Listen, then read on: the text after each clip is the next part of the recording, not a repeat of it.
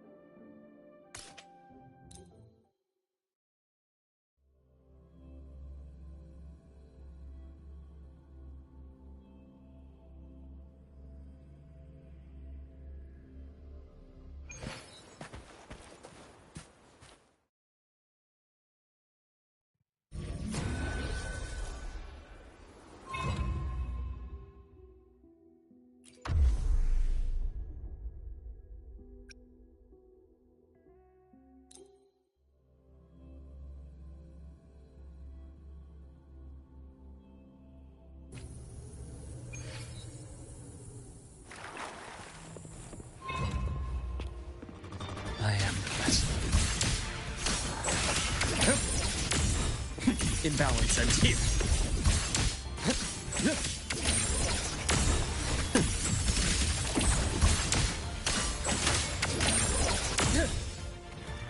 Return to silence!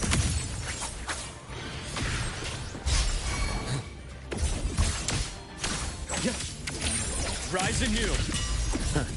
Gotcha. Veins exposed.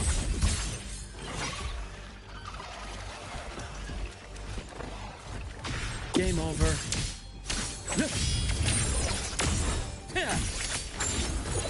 But That's clear.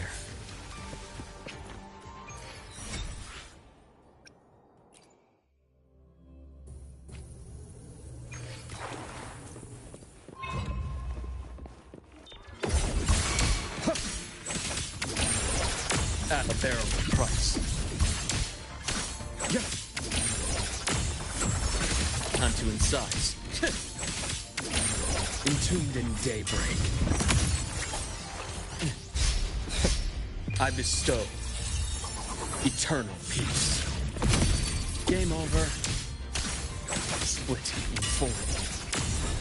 Rise anew. Time to incise.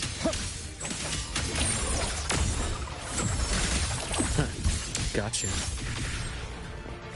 Path's clear.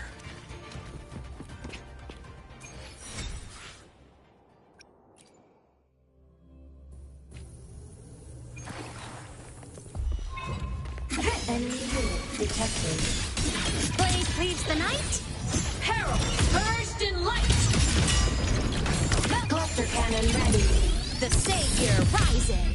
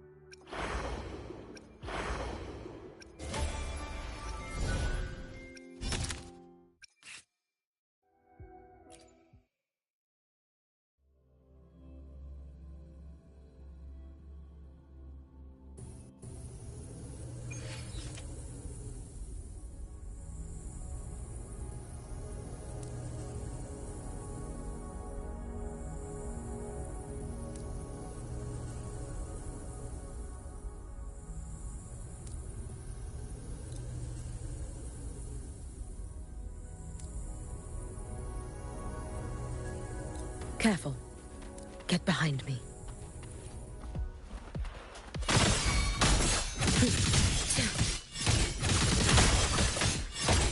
You should have run.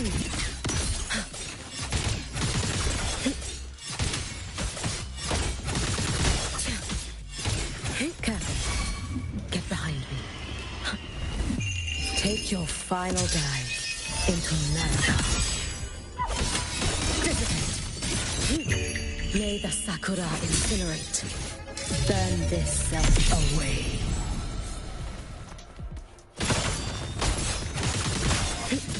Heat this up.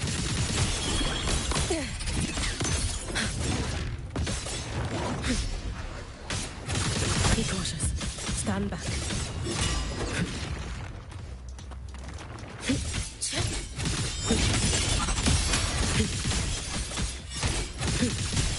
Too late to let there be snow.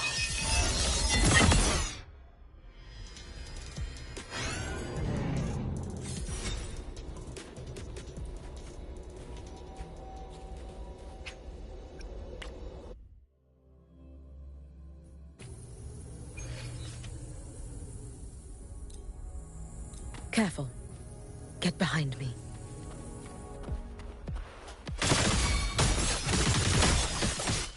Heat this up. Careful. Get behind me.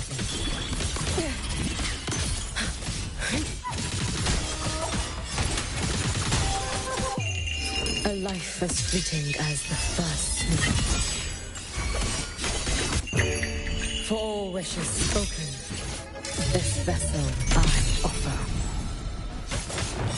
Your days are numbered. Too late to escape. Keep this up.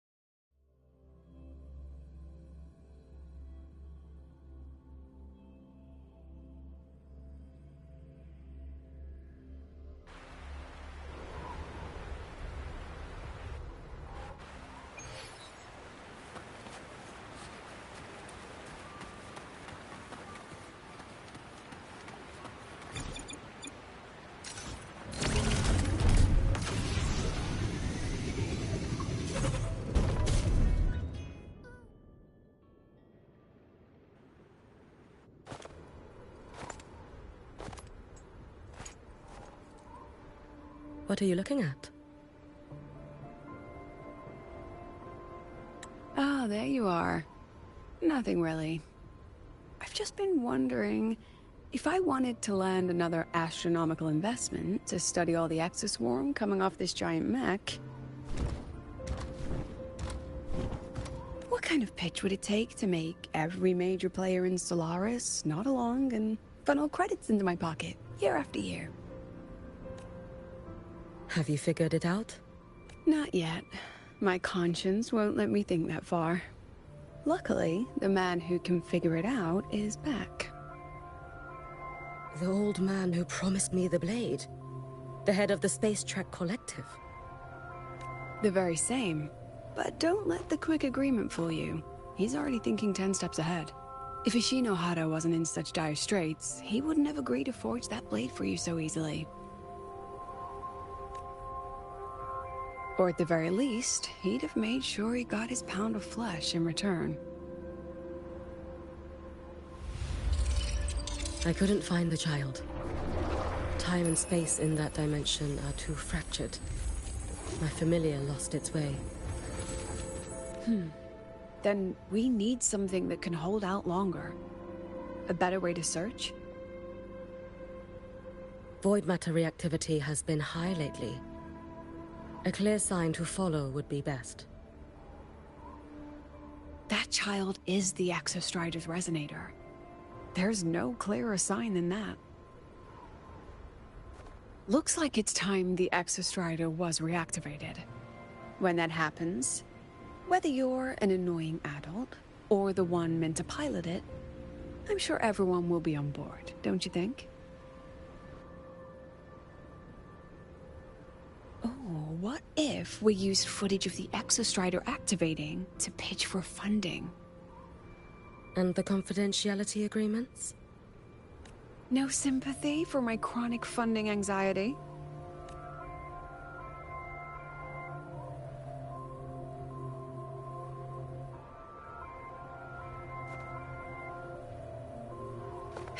Fine. Go to Honami. I already approved your leave of absence. Why? To test the blade?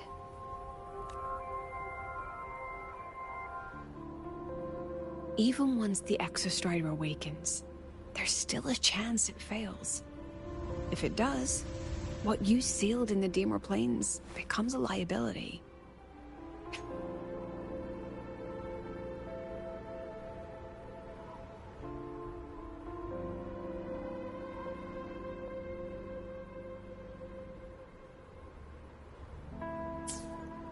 But it could also be our ace in the hole. So, before I give you the thankless task of guarding those planes, go deal with matters of the heart first. Understood. I will return in 1 day. Take 2. Give yourself a day to look around. Go on. A Black Shores member will meet you there. I still have all of Dr. Luke's mess to clean up. Understood. I am at your call, should you require it.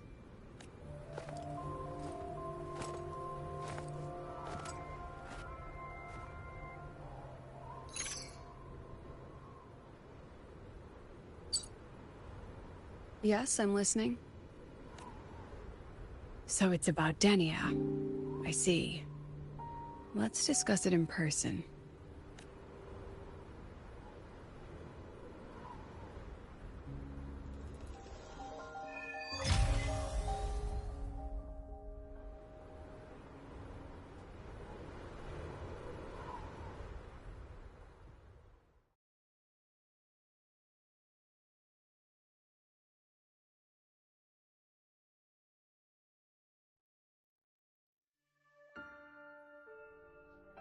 Lady Miko, can you hear me? Yes. You may call me Hiyuki. Understood, Lady Hiyuki.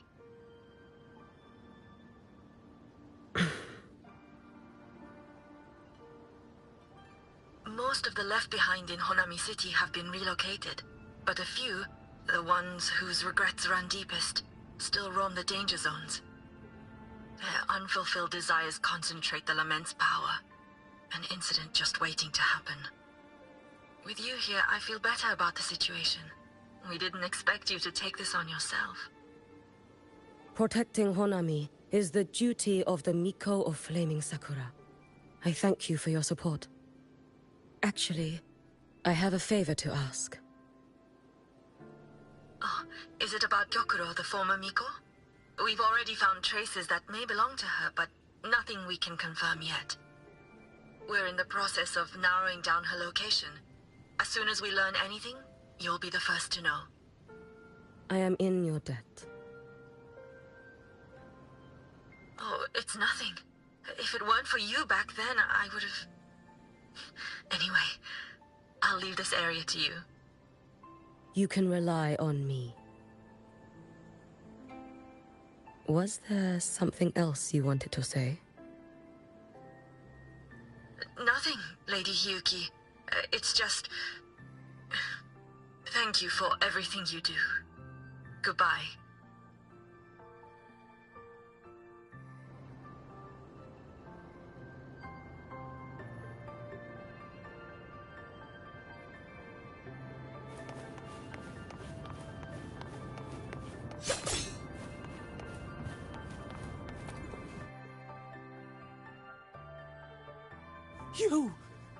You are... Yes. Miko of Flaming Sakura, you're back! I knew those monsters wouldn't stand a chance. Everyone else thought we were done for, but I told them, don't worry, Lady Miko will come and save us. I'm sorry. I was too late.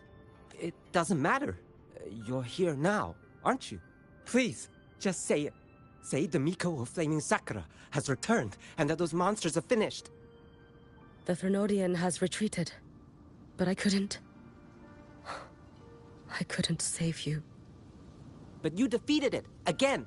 And one day you'll drive it away from Ashinohara for good. Yes. I hear your wish.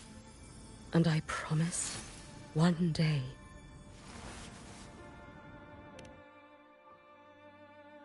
I failed their hopes. No matter how many times we drive it back, the Threnodian always returns.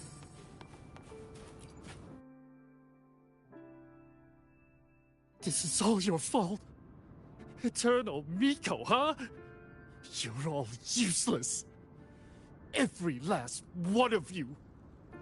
How do you even dare show your face in Hunhami? They're dead! Everyone's dead! I knew it! I knew the Threnodian couldn't be defeated. I should have run away as far as I could. Oh, Lady Miko, Lady... Powerful people like you won't die even if you lose. What about us? What about ordinary people? Just wait to be torn apart? I knew you couldn't hold the line. I knew it couldn't be killed, but... How do we go on from here? Lady Miko. Heroes. Tell me, what should we do? If you need someone to hate, let it be me. It's all right. Place all your pain, all your resentment upon me. May your soul be granted a moment of peace. If I had been stronger, could I have saved them? If only I had more power.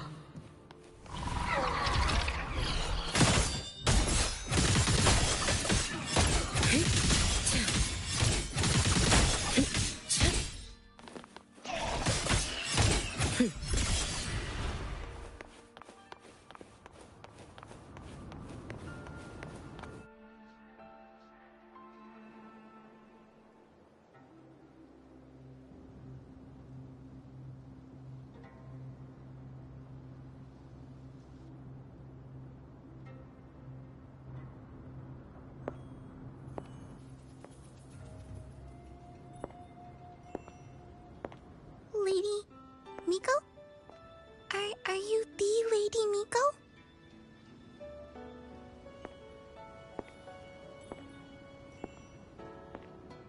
Oh, you are! You're the Miko who once talked to Lady Gyokuro.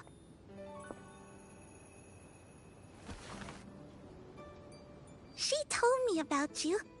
She said you're her most treasured family, just like my big sister and I. Your name is... it's... Hiyuki. Yes! Hiyuki! That's it! Such a pretty name, just like Lady Gyokuro's. My sister said if I hid here and prayed with all my heart, Lady Miko would come and save us. So... I've been waiting.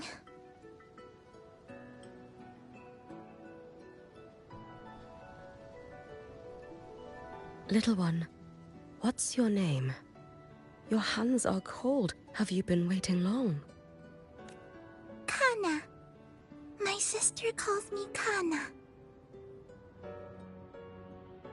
Lady Miko, you're finally here.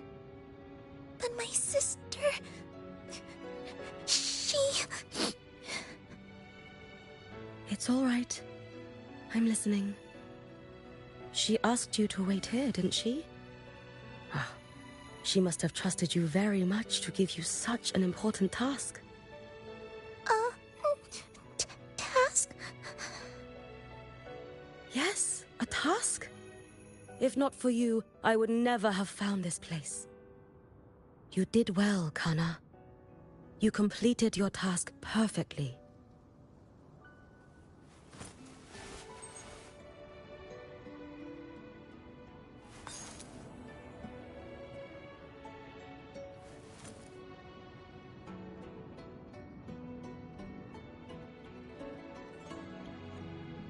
Lady Miko, are you here to save Honami? Then, is Honami safe now? Honami will be fine. Sister said you carry everyone's wishes. That you're the strongest. I knew you'd come and fix everything.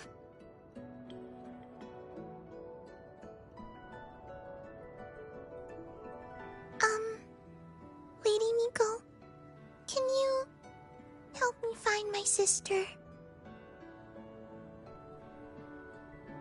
Of course. We'll both get to see our sisters again soon.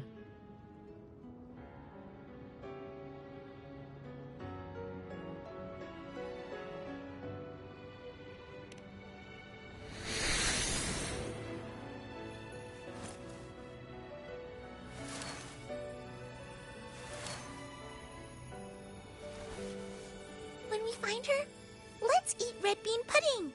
We make the best red bean pudding in the whole world. If you come try it, everyone will want some. Then you'll need to make a lot of it. Can you manage that? Pinky promise. We'll make lots and lots of pudding. Then, even if the Drenodian comes back, we'll have something to eat and we won't be scared anymore. It's a promise then. We'll make a lot of pudding.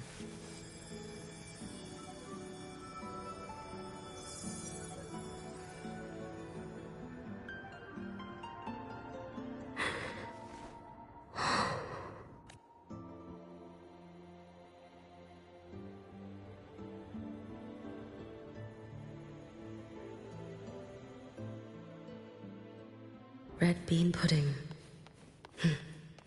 Gyokuro always did have a weakness for sweets like that. This time, will I find her traces and truly set her free?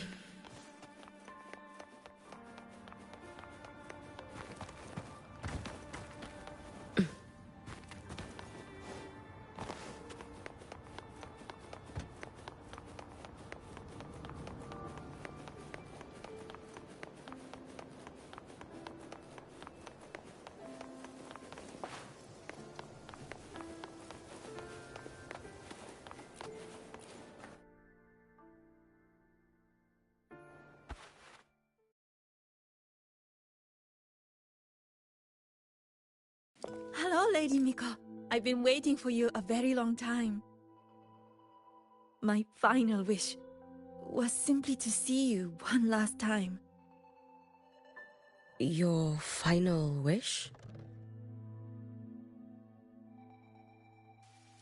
Yes, it's all right. I know I'm dead. I know I'm what they call a left behind now. But I thought if I'm going to remain like this anyway, I might as well get what I wanted before I disappear, right?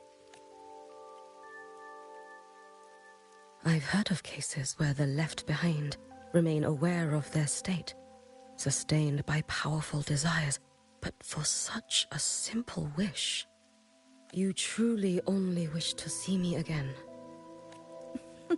I mean, you are a legend. You've been the Miko of Flaming Sakura since my great-grandmother's time. When I heard Honami was in danger, and that the Miko of Flaming Sakura would meet the Vanguard, I rushed here just to see you. You shouldn't have taken such a risk. If you wished to see me, you could have gone to the Flaming Sakura. I know. Everyone says you can just write your wish on the plaque and Lady Miko will see it. But I worried. What if it never reached you? So I came all this way to make the wish in person. I wanted to see whether it would come true. Very well. Then tell me, what is your true wish?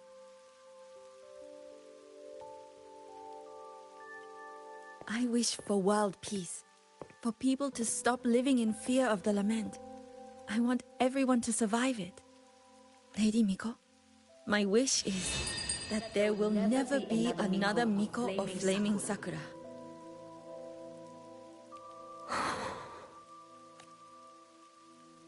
I see. Then I promise you, this wish will be fulfilled.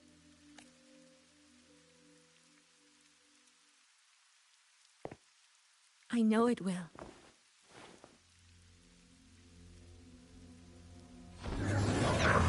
After all, you are the eternal Miko.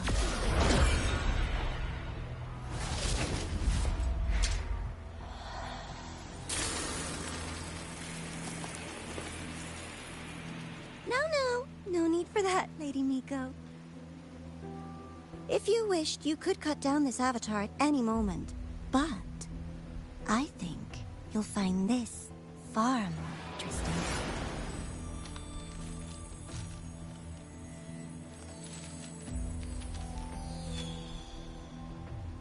Yakuro's Shiratori. I know the Fraxidus has cost Ashinohara its fair share of grief. But personally, I hold no ill will toward you. I had dealings with the previous Miko. It wasn't exactly a pleasant chat. But I promise you, her death was not by my hand. Just as you once witnessed, she met the fate all Mikos of Flaming Sakura share. She died, burning her future to ash to pay for the present. Aren't you even a little curious about what I showed her? If this makes you uncomfortable, feel free to cut through space and leave. This face of mine, of course, is entirely at your mercy.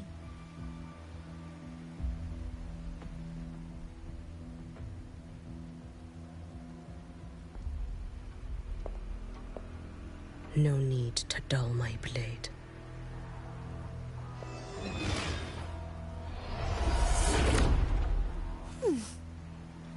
She wears the exact same expression as the previous Miko. I suppose one day she too will be reduced to ashes by her own wish. Oh, eternal Miko. Is she simply arrogant? Or just a coward?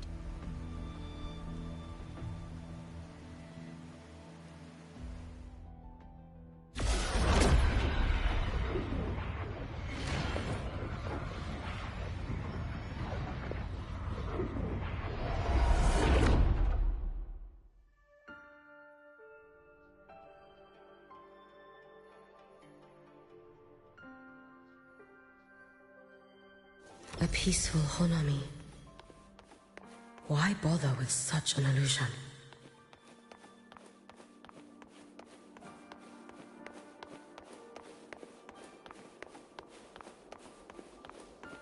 Gyokuro.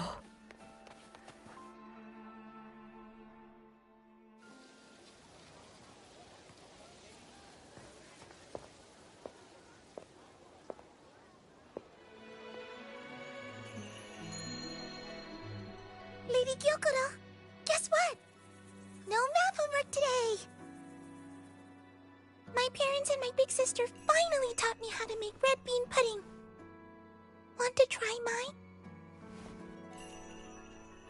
I'd love to. You know I can't resist red bean pudding. Wouldn't miss your special batch for the world, Kana-chan. Yay! I'll go make it right now.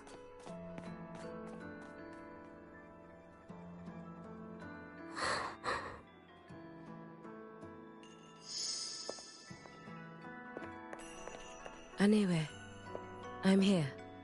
What is it? My. Can't a sister just want to see her favorite girl without a reason? That's not what I meant. There's that serious little face. I just wanted to chat. Always relaxes me. So, how are things at the Flaming Sakura? The usual. Many came to make wishes. The Thronodian's active cycle is almost here. Death would be a frequent visitor to Ashinohara once more. Prayers for safety, peace, victory. They pile up thickest at times like this. The Miko of Flaming Sakura is the bridge between people and the divine. A wish jar for all their hopes. We must listen to every single one. Lately, I've been hearing you ring the sutsu. To grant those wishes, you burn your future using the sutsu's power. Continue, and one day there'll be nothing left to burn. You should have stepped down already, Aniewe. Let me become the Miko of Flaming Sakura. Let me inherit the sutsu. Oh, I'm perfectly fine. I've got futures to spare, you know. You tell me, little Hiyuki, what's got you so fixated on this?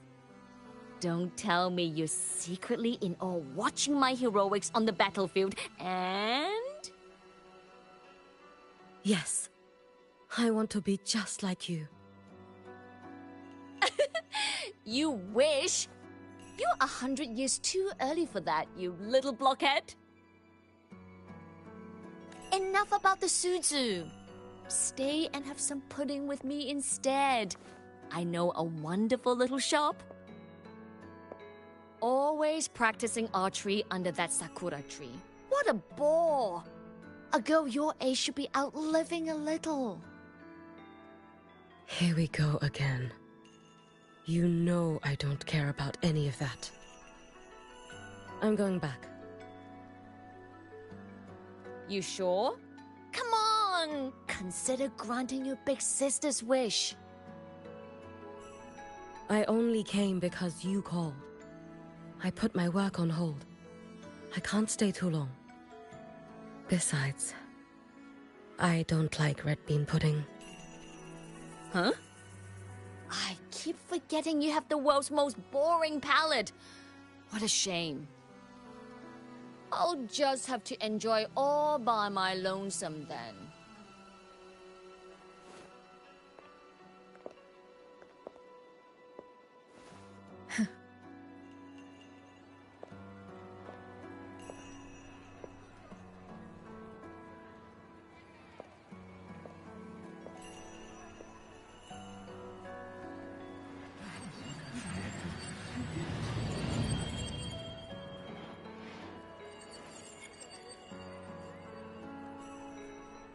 Gyokuro never once spoke of her own wishes.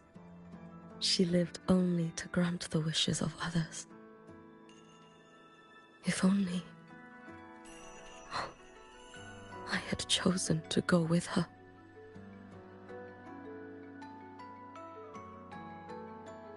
I should go there. One more look will be enough.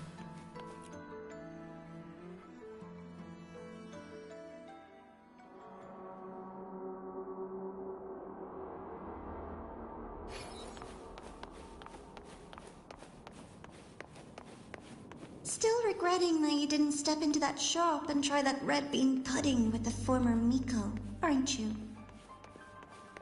What's your point? The peaceful streets of Honami, the sweetness of red bean pudding. You know none of it is real. The illusion didn't deceive you, Miko of Flaming Sakura. You were the one who deceived yourself. Desperate to play pretend? Why not commit? Please, this performance is only beginning. Miko of Flaming Sakura, do not forget the regret you carried here. You never forgot the lives you failed to save, nor their final, fading cries.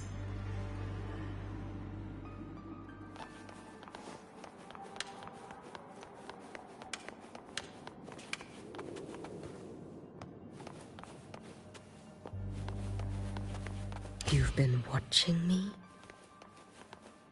Among all the Mikos of Flaming Sakura, you're the most special. Only you could peer into the Sutsu and see a future so utterly pitch black.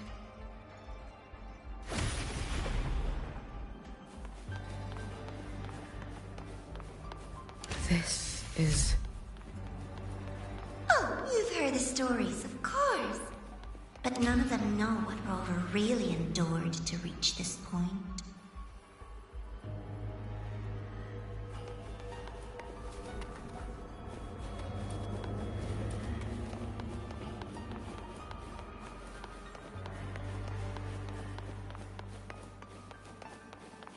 Rover.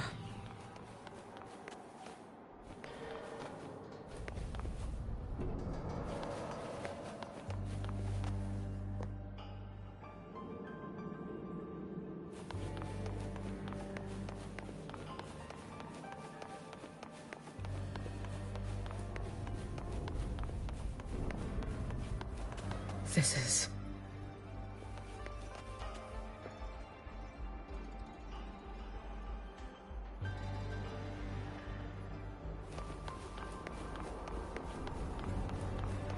the Threnodian.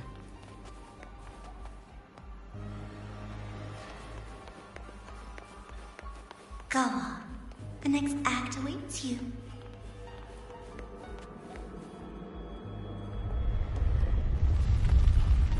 Don't waver now, Hiyuki. That instinctive revulsion you're feeling will guide you down a path diametrically opposed to my own. You must walk this road. Only then will you understand, accept, and finally see where you went wrong.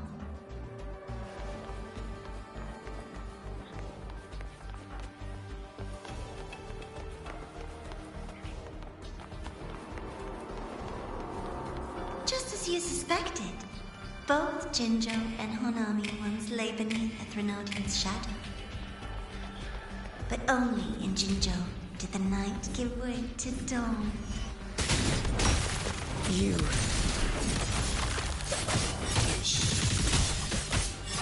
I would never deny their achievement, or hide the price they paid. That is their price. And likewise, I would never deceive your eyes. Did she truly consume this blade? It's as sharp as they promised. Once business in Lahairoi is settled, I'll take it back to Ashinohara.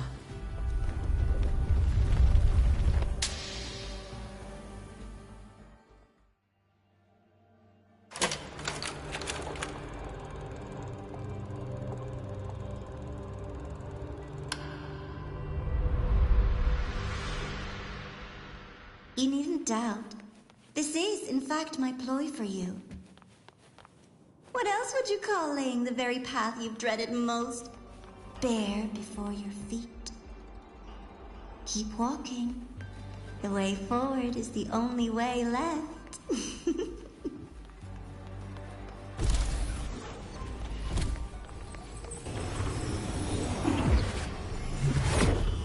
The inverted tower. I read the reports. Another place reduced to ruin by the Thronodian.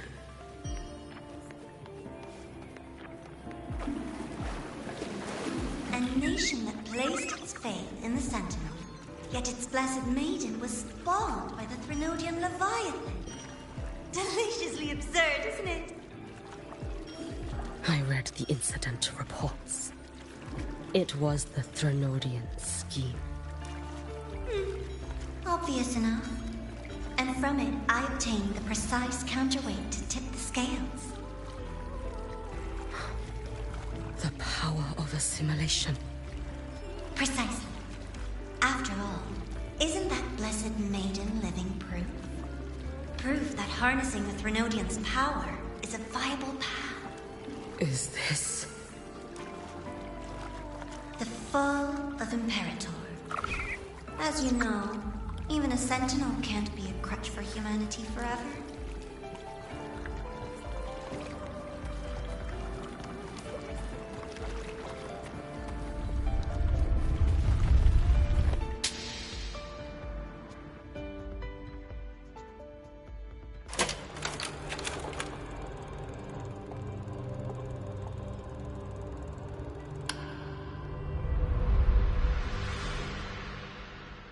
Now, why not step into the role yourself?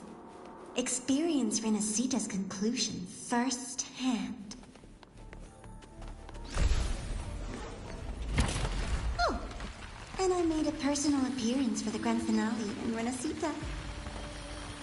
I couldn't very well abandon my rather childish subordinates like that, could I?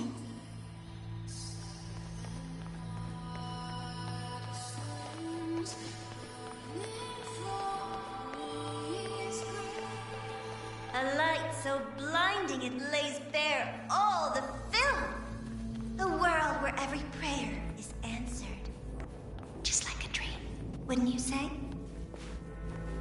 Ah, if only Ashinohara could have... You had so many companions fighting at your side. And yet, the reign over Hunami simply would not... Every single time, she succeeded in saving them. If only I could have... Ashinohara. Am I envious of what she has achieved?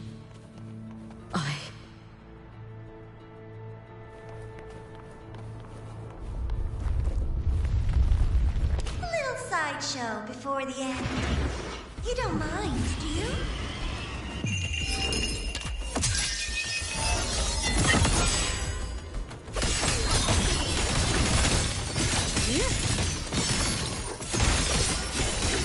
Wait for a moment.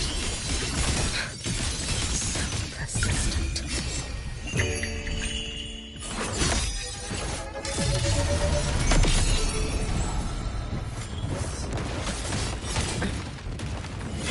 Worry not for me.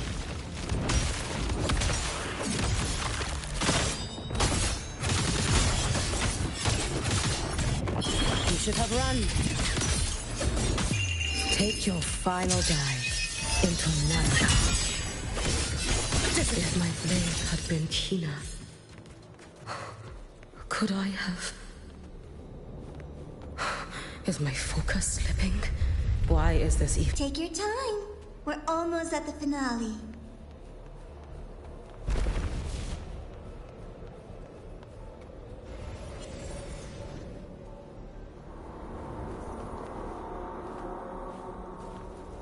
Come, let's go.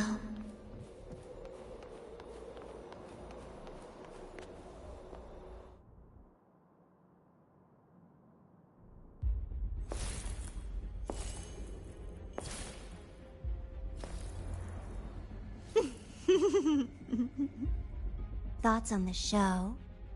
You showed me all this. Because the Fraxidus wants to replicate the assimilation within the Blessed Maiden herself.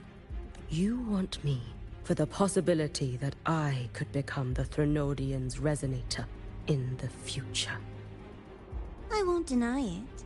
After all, among all the Mikos of Flaming Sakura, only you can see through that Sutsu and see a future so clearly entwined with the Threnodians. That is your gift, your talent. It is a dangerous curse. From Ashinohara's legends and the Space Trek Collective's investigative reports, you know who Rover is by now. As a savior yourself, what do you think of her capabilities? She's strong. You can afford to be more effusive. Unlike you, who failed Ashinohara time and again, she is the perfect savior. But let's be brutally honest. This world doesn't have a second Rover. She saved Jinjo and Renesita. But what about Honami? Solaris is full of dark corners like Honami.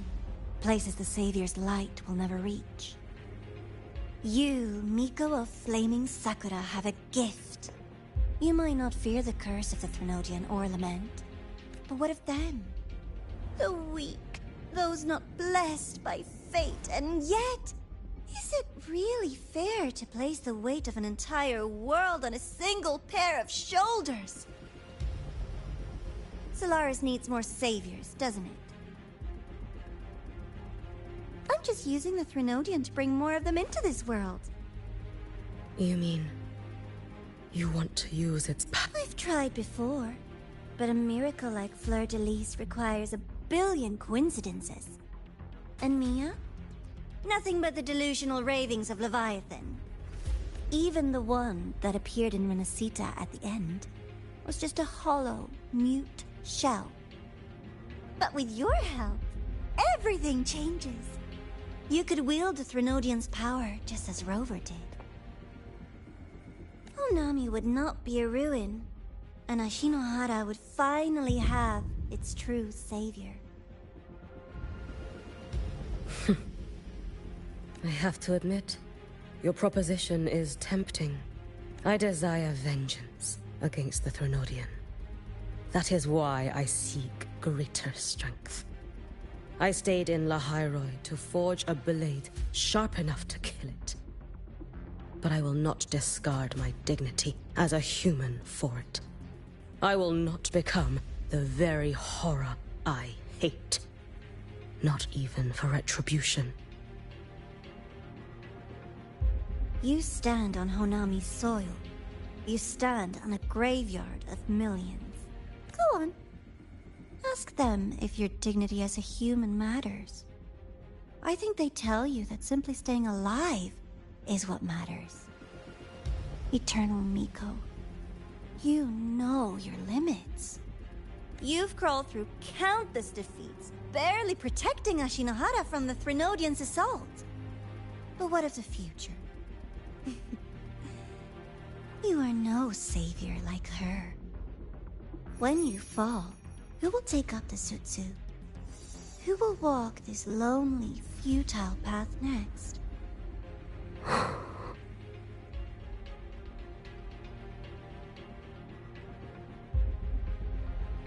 We could always talk about the former, Miko. The bodies of the left behind are ephemeral. You'll find I have a far more durable proposal.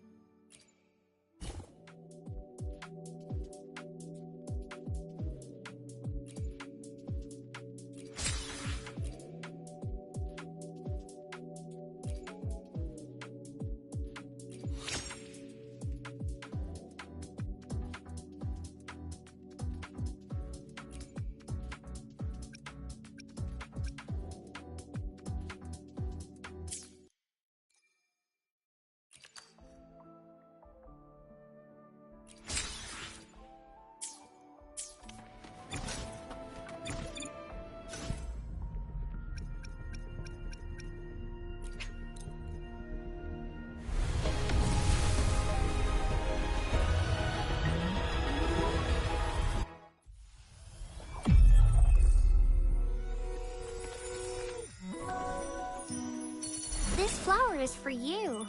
I hope it makes you happy.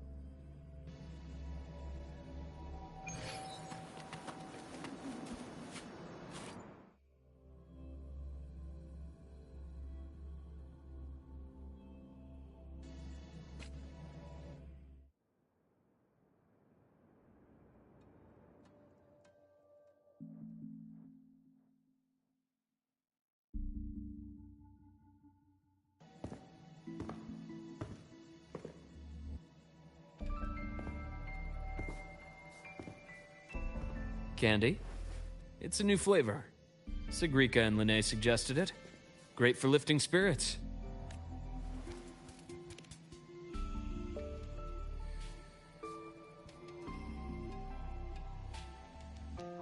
All right, Luke.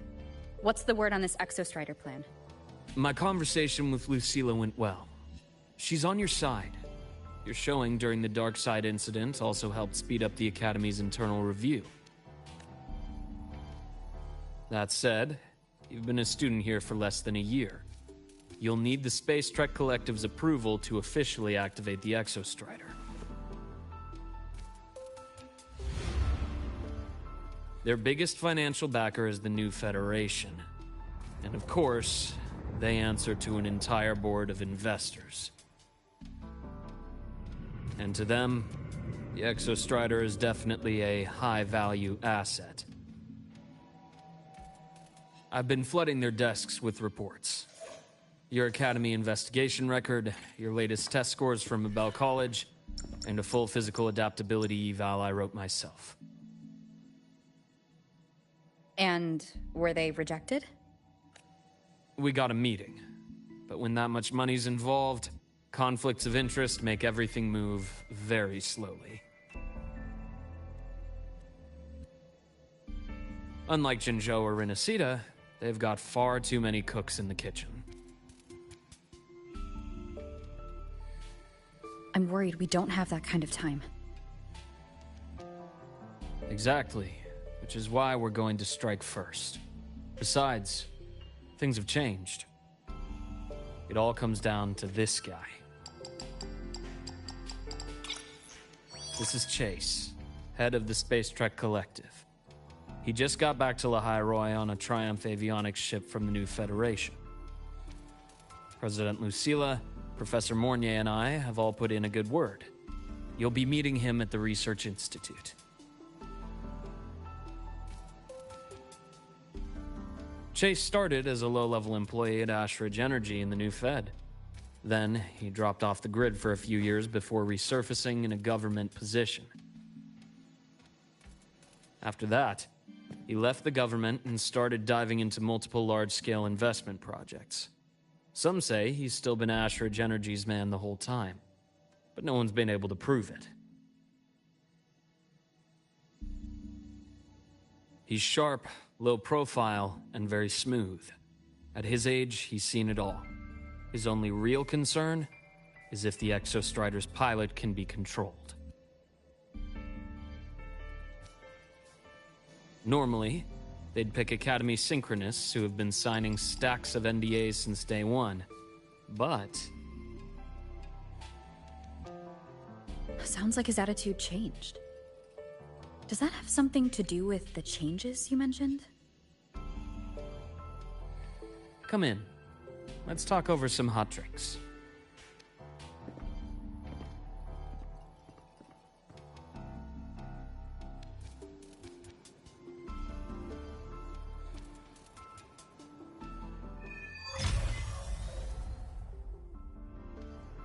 I heard Lucilla asked for your help after the ceremony. How did it feel working with her? Well, at first she was pretty dominant, steering the conversation the whole time. But now I understand it's because this academy means so much to her.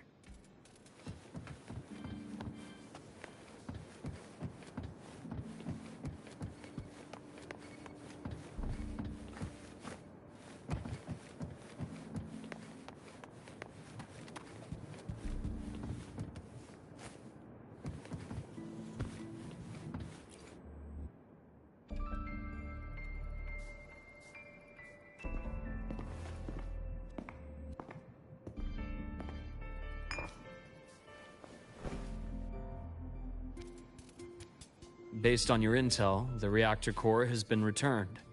Ideally, we'd wait for the Exostrider to awaken before trying to help Imith or confront the Threnodian. But recent readings from the Institute's Strider Gate monitors, they're off the charts. Void matter reactivity is spiking. The Space Trek Collective is getting twitchy. If Threnodian Aleph 1 breaks the seal, all of Solaris will be at risk, not just Lahai Roy.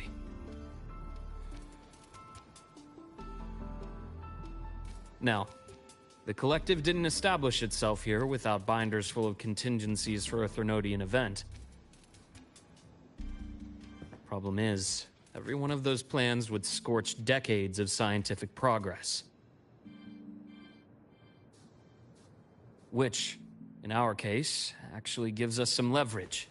Enough to have a real conversation with their head. Then I'll convince him. I'll show him the lowest casualty count is the only one that makes sense. He'll have to approve me as the Synchronist who pilots the Exostrider.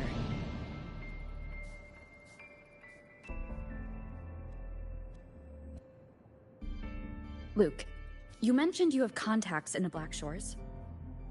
In this workspace of yours. It's secure, right? Guaranteed. What are you thinking? Lahai Roy is closed off from the outside world. Public comms are probably tapped by Fraxidus moles inside the Academy. And right now, I need a direct line to the Black Shores. I see. Give me a moment. I'll establish the link and leave the rest to you.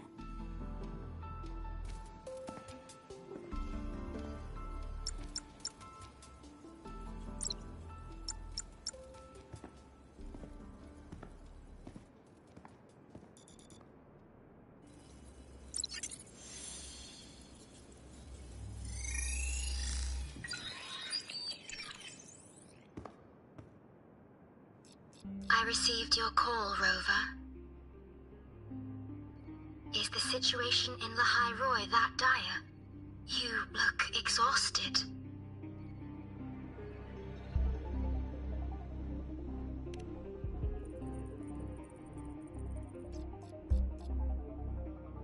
My frequency loss has been resolved, but Lahai Roy is under imminent Threnodian threat.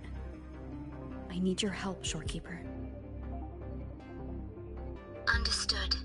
For this purpose, both I and the Black Shores exist.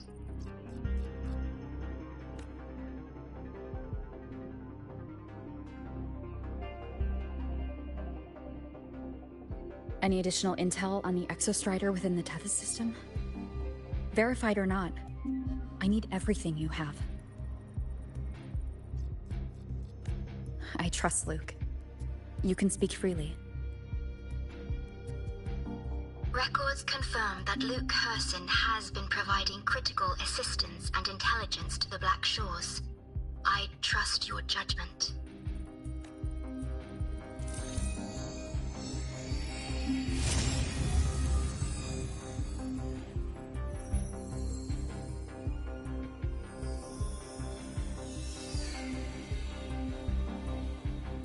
After the founding of Star Torch Academy, most information fell under their seal of secrecy. However, in its early days, you mediated negotiations between the Academy and the Roya. Through that process, the Black Shores gained partial access to certain archived insights. The Space Trek collective fears that due to the Exoswarm's division, the Exostrider, even upon awakening, might not have enough power to face the Threnodian. This concern led to the Augmented Resonance Initiative, the Synchronists. Observing how Sentinels work with their resonators, they theorized that the Exostrider, sharing similarities, could amplify its power through a resonator as well. However, considering your link with the Exostrider, the Tethys system does not recommend this method.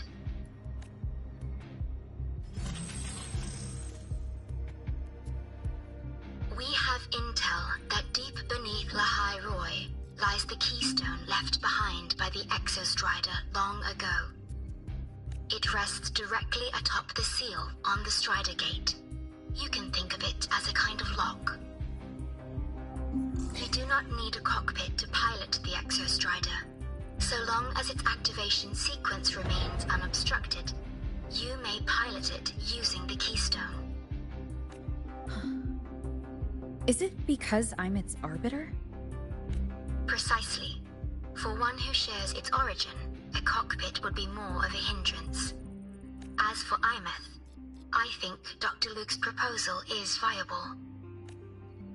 You mean using the exoswarm-like shell that appeared in the cockpit to look for her? Yes. The connection between frequencies will help. Rover, bring her with you when you activate the Exostrider. Sure. While I'm there, the Black Shores will need to keep a closer eye on Lahai Roy. I understand. I'm counting on you, Shorekeeper. As long as I may be of help to you, I am content. Please return safely from the Strider Gate, my star. I will. Don't worry.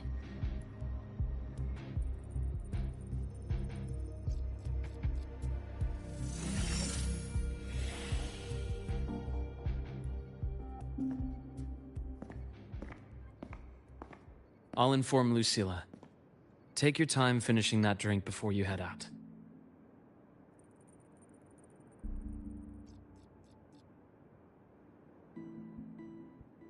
What do you think? I'm about to ask a man to sign off on a crazy plan, and I can't even promise him it'll work.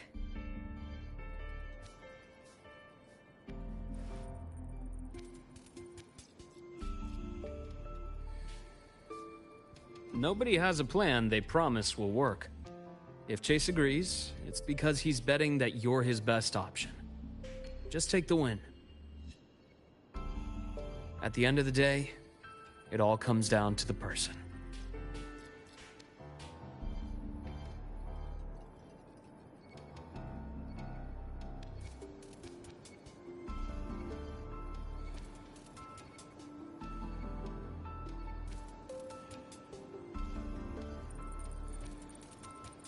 Roving among the stars.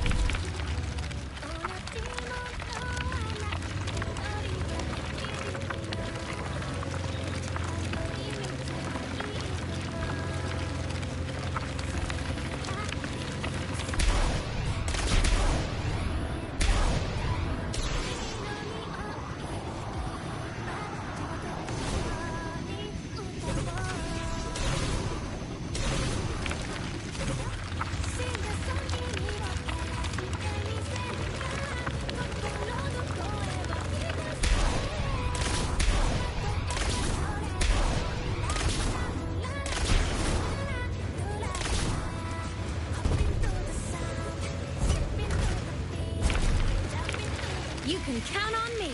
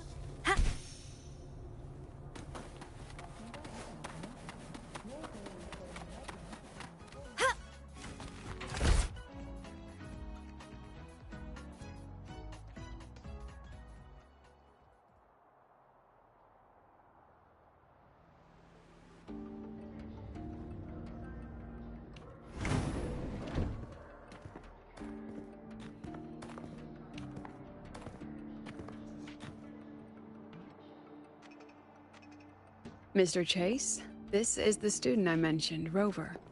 Our best hope for piloting the Exostrider. Save the intro, President Lucila. We've met before.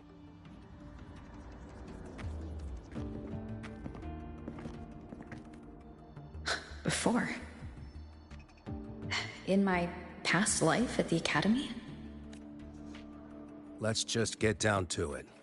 The Threnodian Aleph-1 situation is deteriorating. We're running out of time. I wanted to wait for the Exostrider's self-regeneration to finish, but the clock has run out on that one. So tell me, Rover, why do you want to pilot the Exostrider? What's the play? To find Imeth and put down the Threnodian. Imeth. Name rings a bell. The one with the high sync rate. Her disappearance was a real loss for us.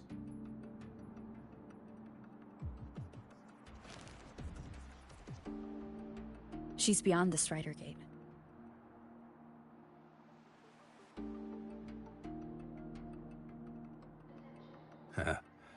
I see how it is. But finding one person in a goddamn interdimensional haystack? Not so easy. You understand our position. The Threnodian is our priority. Stopping the Threnodian is my priority, too. I'm gonna handle both.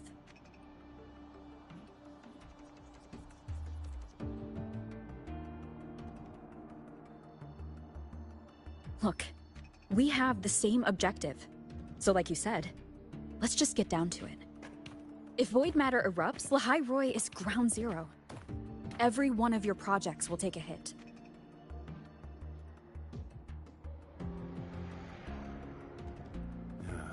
Regarding Aleph-1, our intel is insufficient.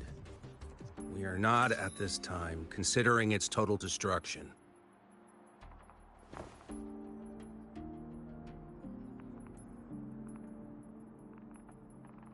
What we need is for the Exostrider to reinforce the seal on the Strider Gate. To do that, we need a qualified synchronist, and we need the Institute's drive replica. When that gets embedded in the Exostrider's chest cavity, then its repair is complete.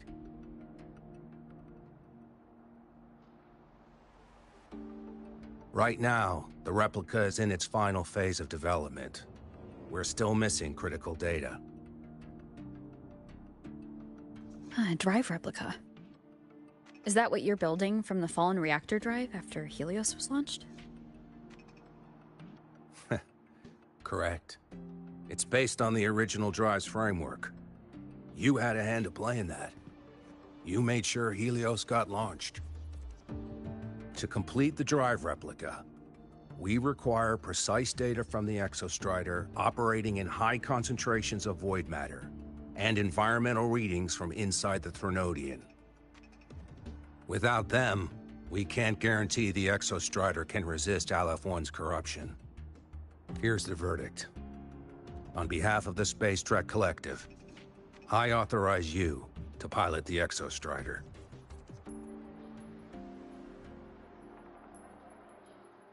But remember, our objective is the data. We need readings from the high concentration zone to complete the replica.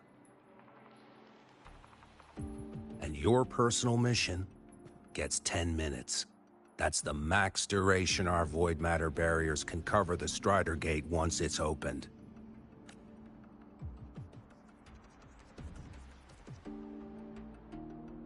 After 10 minutes, you return to Lahai Roi, whether you found Imeth or not. Do you accept?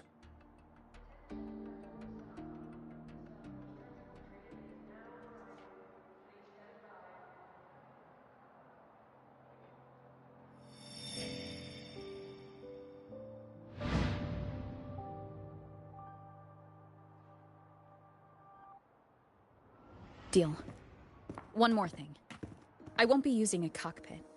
Just show me the way to the Keystone and have the Exostrider ready. That's all I need.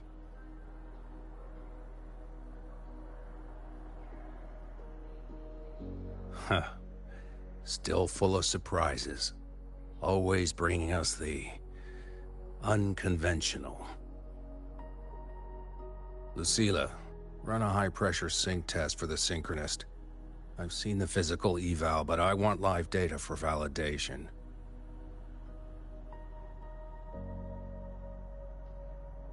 The moment the numbers hit green, we'll begin preparations for activating the Keystone and deploy void matter barriers around the Strider Gate. There's something else. I need a favor. Go on. The Fraxidus is lying low. Even after failing in the dark side, they could move the moment the Strider Gate opens. Ah, that's what's on your mind. Well, I have an update. Remember Sigrika's friend? The somewhat lackadaisical one? You mean Denia? That's the one. She's gone missing. Our investigation points to her being the agent the Grand Architect referred to. But don't let it distract you. I have a reliable friend keeping an eye on Fraxidus activity. You just focus on waking the giant. Leave the rest to us, Rover.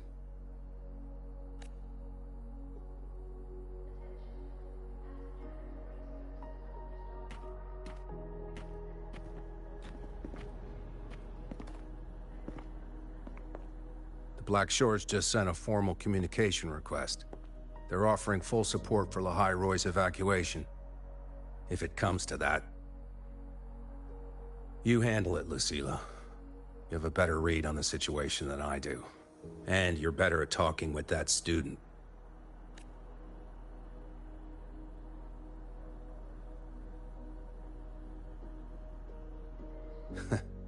If there's anything else you want to ask me, now's the time.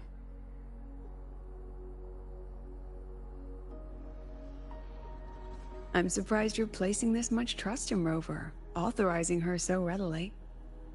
Any particular reason?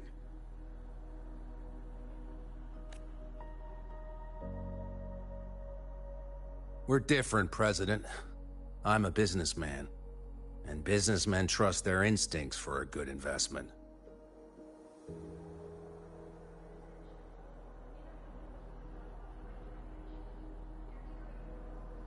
The Threnodian could strike at any time. Given the circumstances, Lahai Roy may have to be written off. And with the timeline we have, relocating the Exostrider is impossible. If we're gonna lose it anyway, why not let her take one last swing? Understood. We still need to prepare for the worst-case scenario. Of course. If this fails, we'll initiate the backup plan. Duskvale.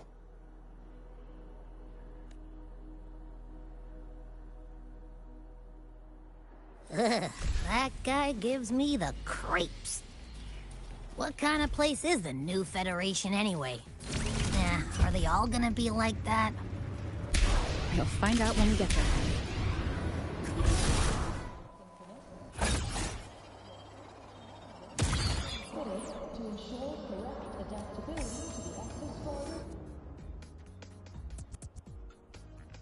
So you're that student, huh? I'm Sakia. I'll be overseeing and evaluating your test today. Lucilla filled me in on everything. This synchronization test is far more intense than the standard procedure. We're simulating the neural load of a direct link with the Exostrider. If you feel anything off, you call it. I won't allow the test to continue under overclocking conditions. Review and confirm the safety protocols before entering the cockpit. Good. The cabin systems are configured. The simulator cockpit is right there. I'll be watching your metrics closely the whole time. I hope you pass the test smoothly.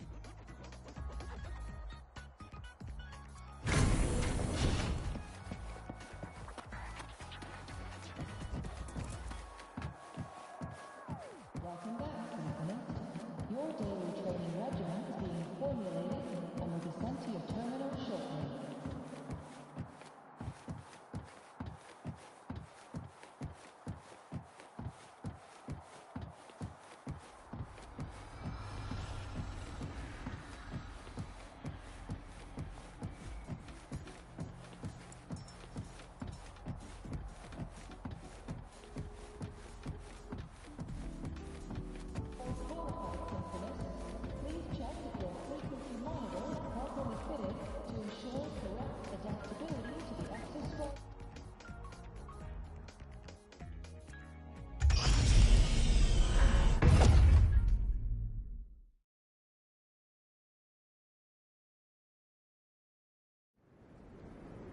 Neural network connected. Tactical model constructed. Resonator vital signs synchronized.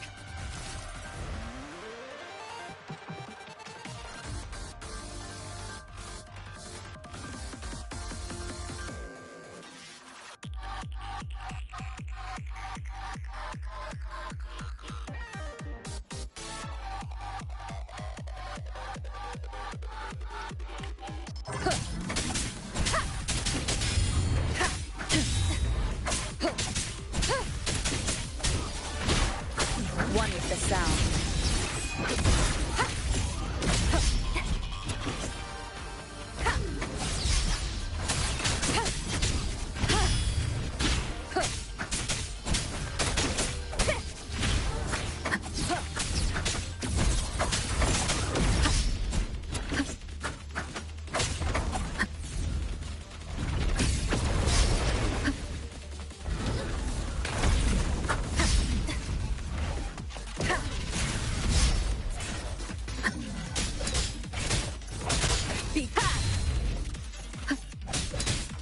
shadow descends. Down with the curtain! One with the sound.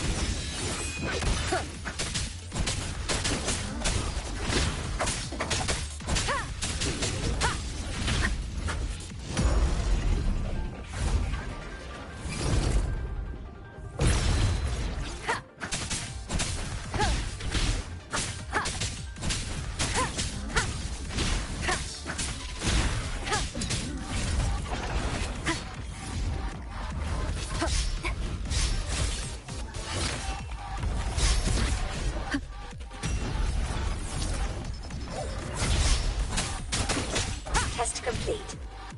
Recording synchronization rate data. Cockpit opening. Please exit according to the safety protocols.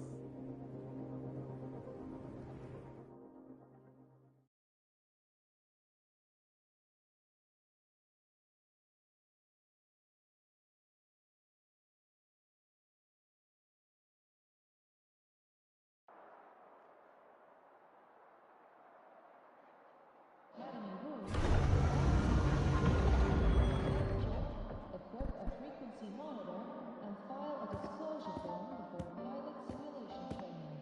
If these are pending, please complete them. How did you get all the way here from the lake house? She wanders into the academy sometimes. Usually her caretaker bot escorts her back pretty quick, but today she was being difficult. We'll go back together in a bit, okay?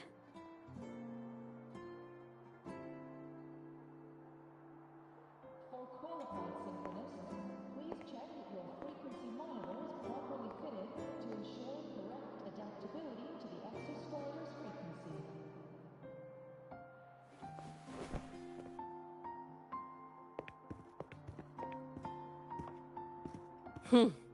So the little terror can be quiet. Never thought I'd see the day.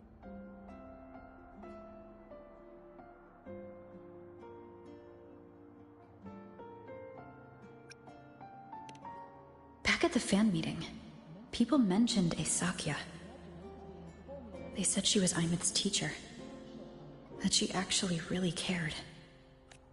The last day I taught her, she wrote saving the world as her career path.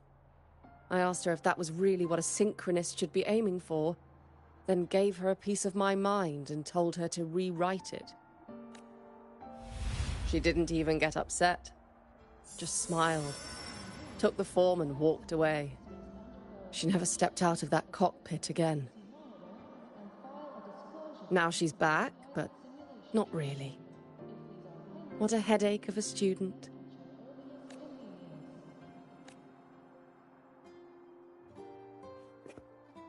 Lucila told me you're her family. Is that true? Yes. And you're planning to pilot the Exostrider and bring her back from the Strider Gate? That's the plan. Sounds like an absurd, bold, utterly delusional idea. No one knows what's actually behind that gate. I know. When Imith went missing, the cockpit recorded an abnormally high synchronization rate. We couldn't verify it after she disappeared, so it was never officially logged. Your test results are just shy of hers overall, but in some sectors they're even higher. You've passed.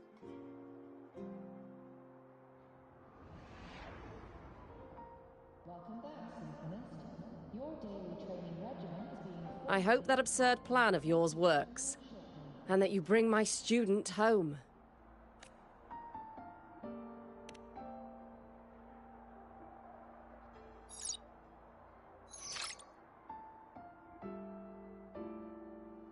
The results are out, but preparing the Exostrider will take time. You'll need to wait around 2 days. We'll let you know when it's ready. According to Academy rules, all synchronists must undergo a health check, and file a disclosure form before pilot simulation training. If these are pending, please complete them at your earliest... Cassette.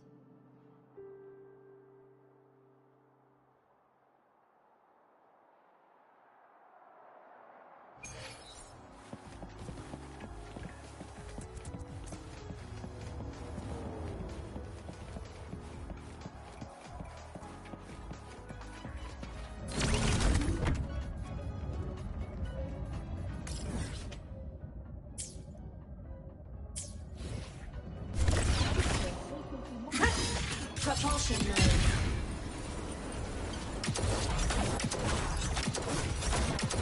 Warning. Insufficient power supply. Mech mode off.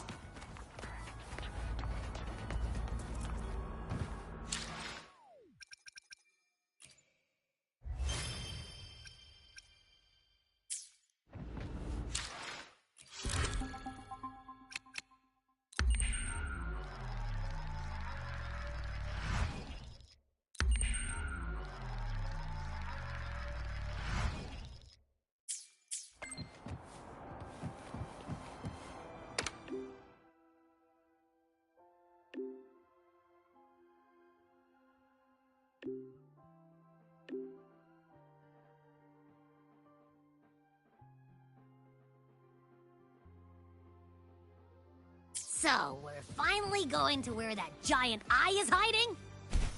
Yeah. And Abby, if you think it's stronger than you, don't try to be a hero. Okay? I've got this. But, you don't know how much strength is hiding behind that gate, huh? Our priorities are the data and Imeth.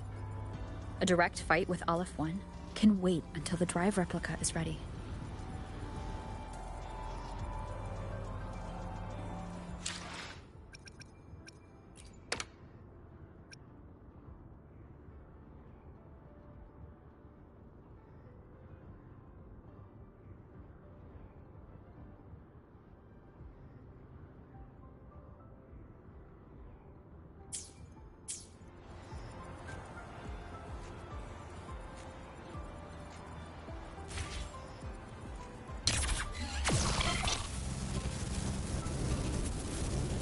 Roving among the stars.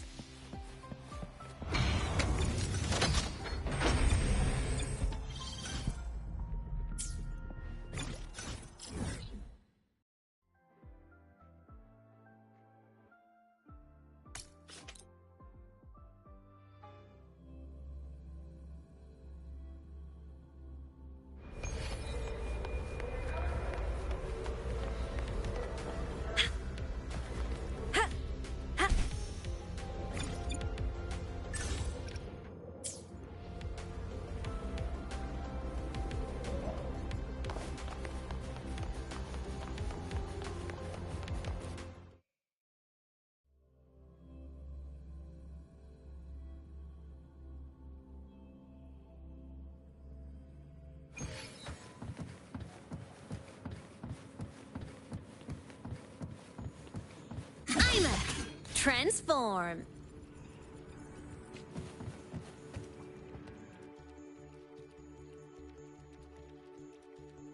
Hey, Rover.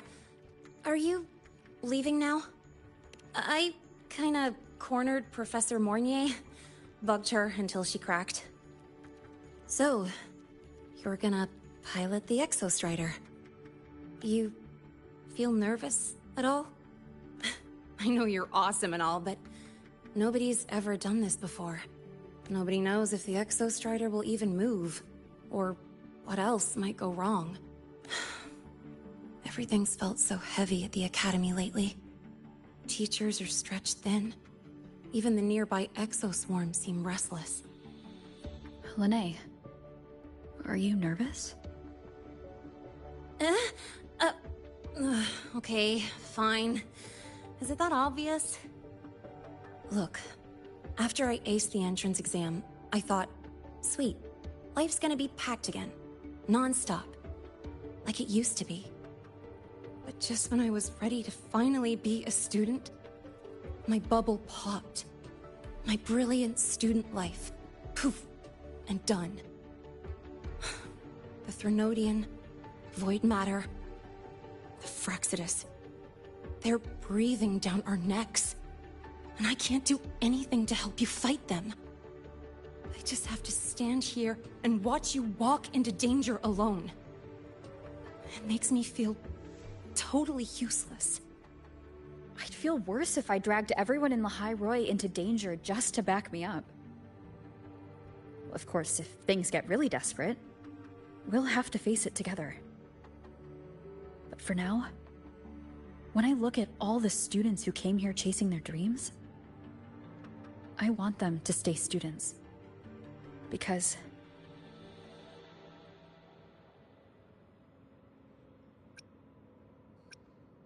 Whew, dang, that's a heavy title. We're in the same year, you know. But I get what you're saying.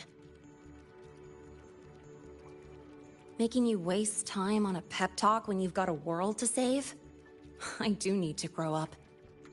But I won't just sit around. I'll be on standby. Whatever the Academy needs to support your mission, I'm in. And when this is all over, we're going for a drive.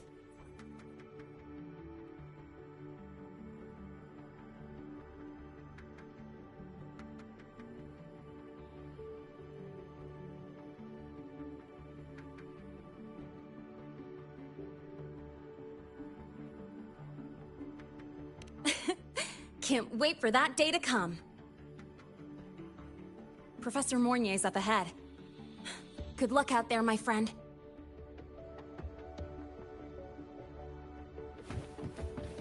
Keep up!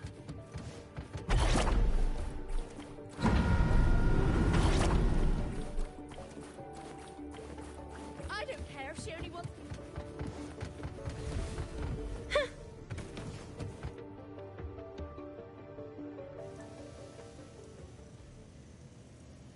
Temporary passage is complete. It will take you directly to the Keystone.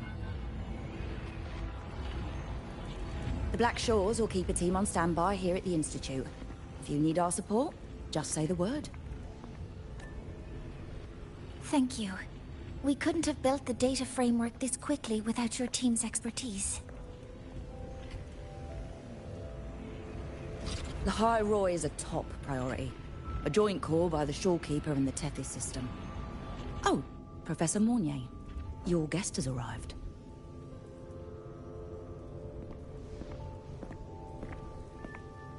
Ah, you're here.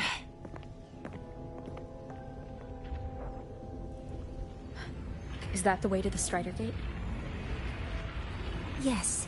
This temporary passage will take you to the Dima Plains, deep within Biarta Woods. Both the Strider Gate and the Keystone are located in the Solvane Heartwood at its center. President Lucila has already departed with the advance team.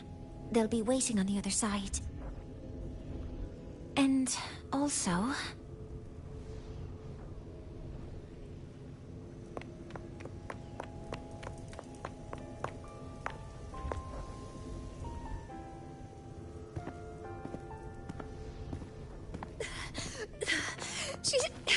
She's too fast. What happened? Professor Mornier, she suddenly bolted into the cassette depository and took this. This is...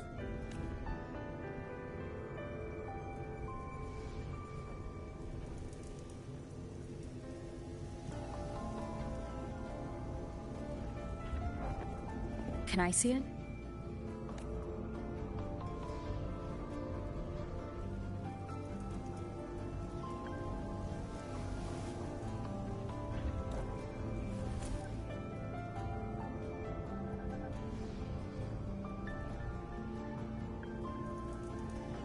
I'll give it back in a moment. Mornier, do you see what's special about it? This ID number. I saw it in the student file during her inspection. This is Imeth's own cassette. It's been stored in the depository since she went missing. Why did you want to bring this now? It may be instinctual. Dr. Luke did say this exoswarm-like shell shares a frequency link with the real Imeth. Or it could be the shell's residual instinct. Cassettes are proof of a student's identity. Or it could be a weak signal sent from the Imeth beyond the gate. We can't determine which theory is correct yet.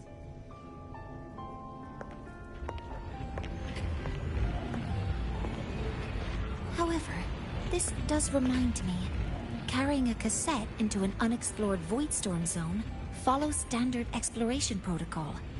Do you have yours? Yeah, I've kept it with me. I'll head to the Deemer Plains now then, Mornier. I'll have to stay here, monitoring the data and ensuring the drive replica is ready. I wish I could go with you. But I'll be fully supporting your mission. Mentor, please, take care. I count on you to watch my back, Mornier. With what we accomplished with Helios, I trust you'll handle the drive replica.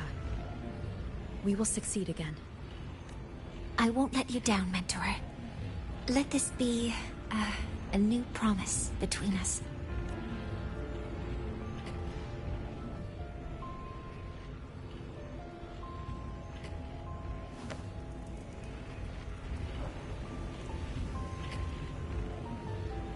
Let's go.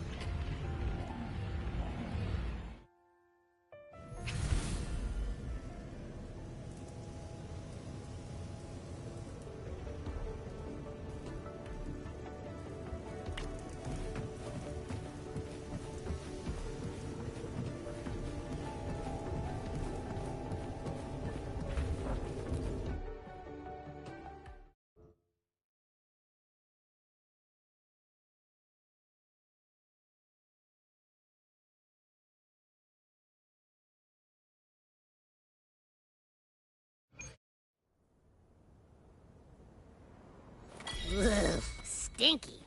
This place reeks. The smell of that giant eyeball's getting stronger. That massive glowing tree. Is that the Solvane Heartwood?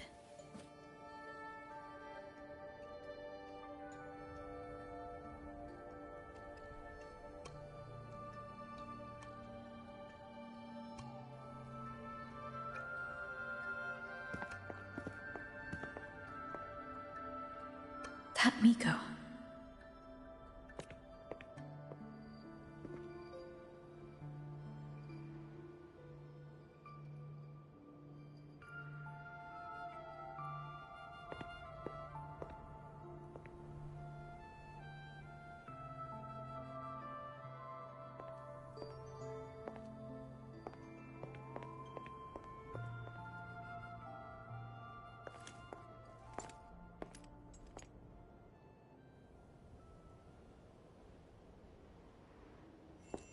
Wait, before you go, you should say hello to her.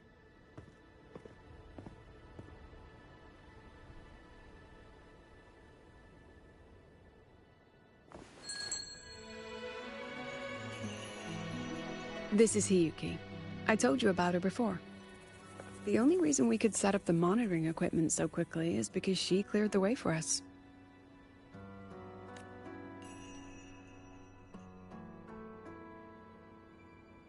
See that lingering frost? 10 years ago, a void matter rift opened in the Deemer Plains. Hiyuki went there alone and sealed it.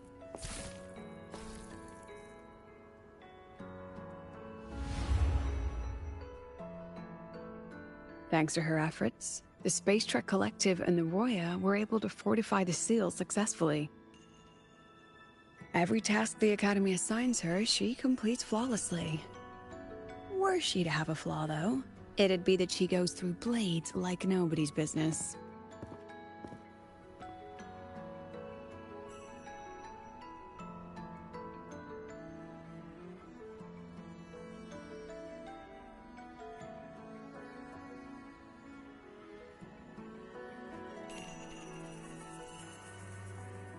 Yes. Lucilla spoke of what that child did. She is a good one. Strong. But her strength does not change the fact that she is a student. That we allow a child to bear such a burden is a failure on our part as adults.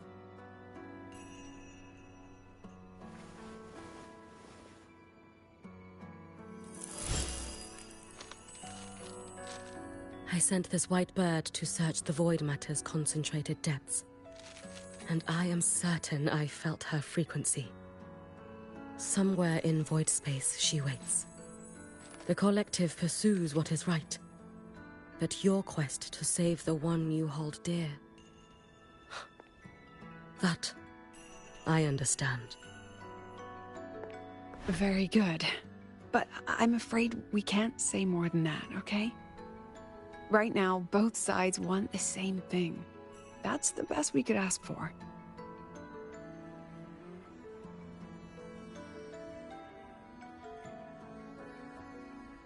You were worried about the Fraxidus, weren't you?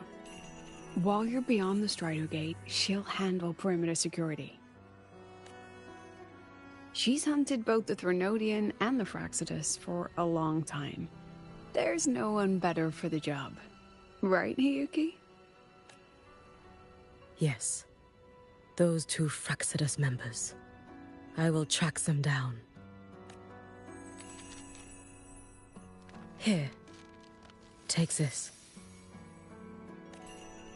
The white bird carries my power. It will shield you. Should you lose yourself in the void matter, it will also guide you back. Hiyuki is part of Star Torch Academy's Special Response Force. She works from the shadows. She's been an incredible help to us all. If, in your fight with the Threnodian, you require aid, you may make a wish to me.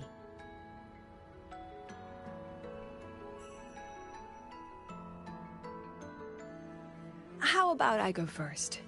I wish for peace and safety across the Dimor Plains.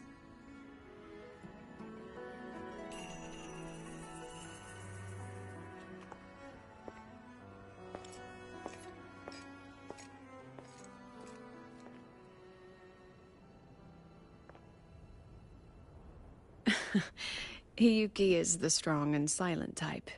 Spend enough time with her, though, and you'll find she's rather fascinating. Why didn't you introduce us before? Why the reveal now?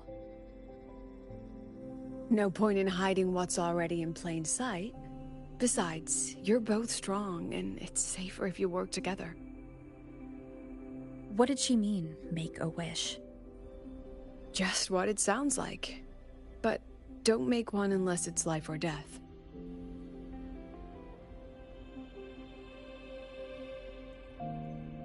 Granting wishes always comes with a price.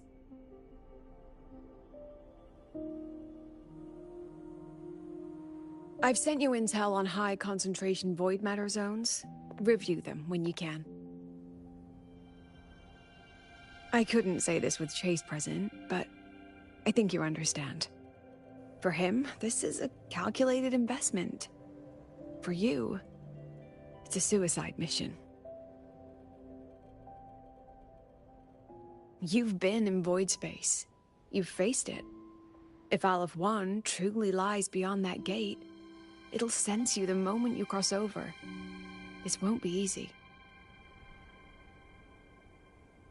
The Exostrider isn't fully repaired.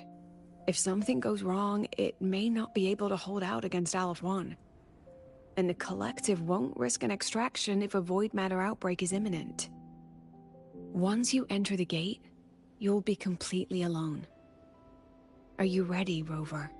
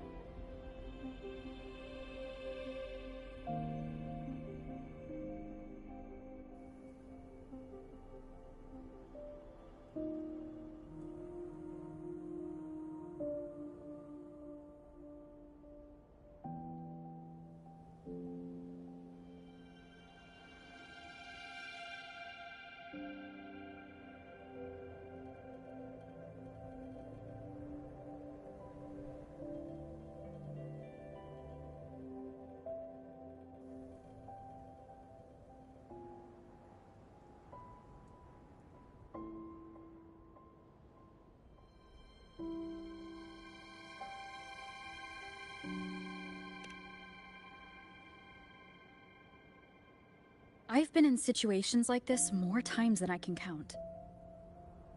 If I only cared about walking away clean, I wouldn't have gotten this far, or be standing here now. So, thanks for the concern, President. But I've been ready. Very good. I'm relieved you thought it through. I'll be here with the others, monitoring the void matter barriers. If something happens, I have to respond immediately as the Academy's head. We'll probably be able to maintain a data feed, but based on past intel, the void matter's disintegration effect will destabilize the signal. It'll likely cut out once you reach the keystone.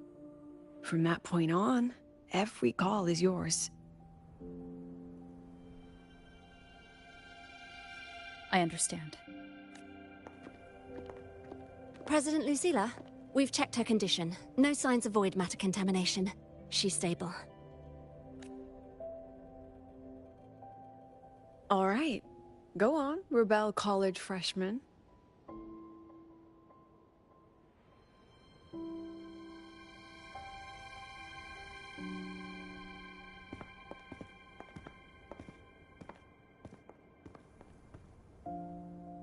The students and faculty of Star Torch Academy have been waiting for the day the Exostrider awakens. May you return victorious.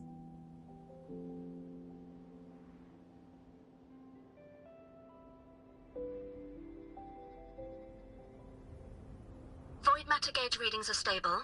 No abnormal fluctuations at the keystone. The synchronous vitals are within the expected range. All readings normal. Frequency. Delay.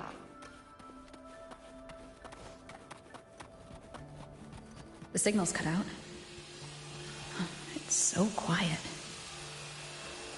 Are these... Soliskin?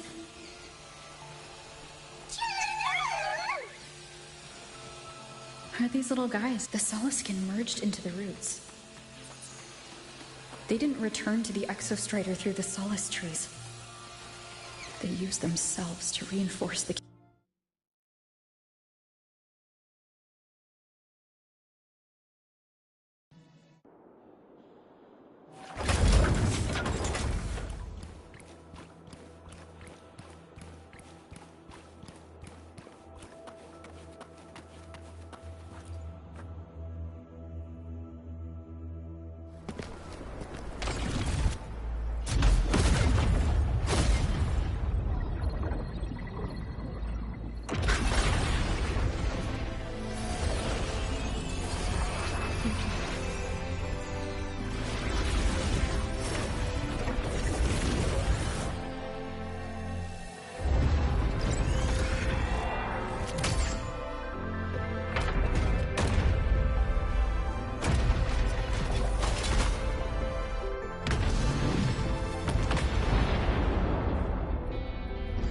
No. That would level all of the Highroy. Then there's only...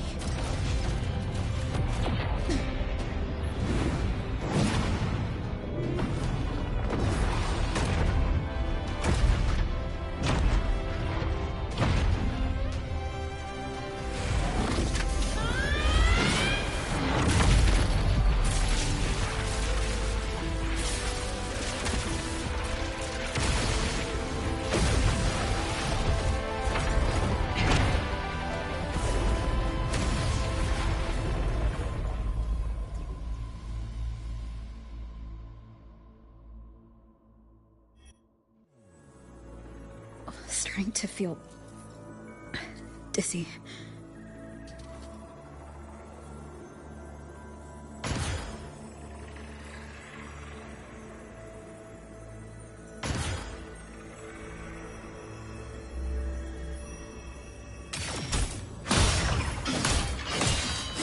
once said void space in the depths of the Threnodian's black hole is a higher dimension. Like a kaleidoscope. Time and space here don't flow. They're tangled.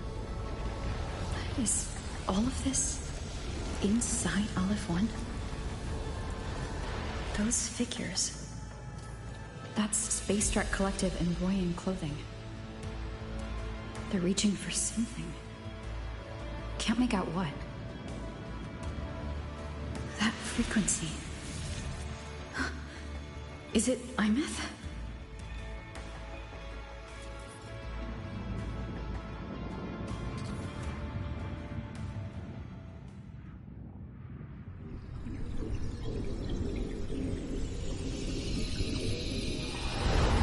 Imeth?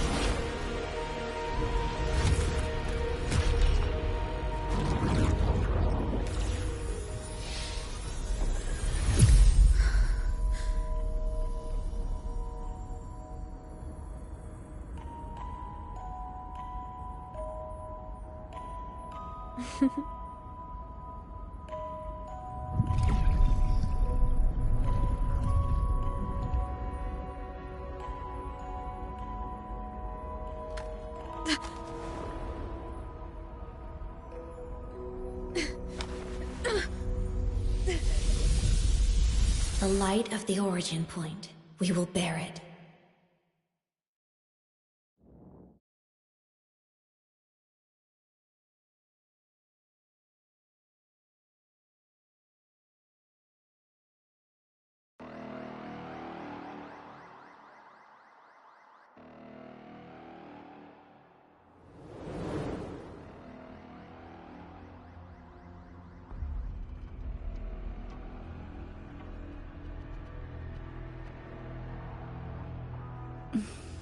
Am I back at the academy?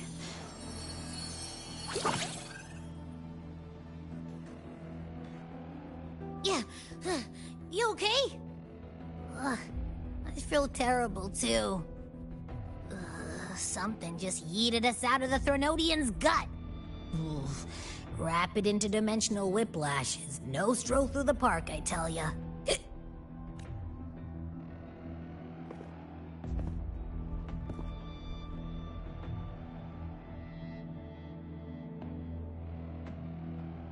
The Exostrider isn't here. Uh-huh. The big guy's still stuck inside the Threnodian. Did you see that freaky black hand that popped up in the cockpit? The whole dimension freaked out, like it was trying to spit us out. Next second, the void matter had flushed us out here. I saw Navora in the flashes. It's the Fraxidus. Has to be. Everyone was standing right here. This is where void matter began to contaminate the sky. And LF1 was watching me and the Exostrider beyond the gate.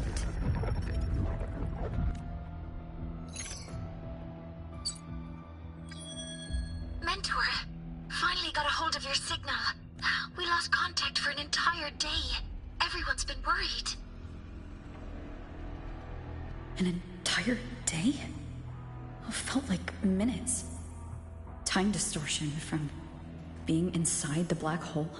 Mornier, I'm fine. We had an incident.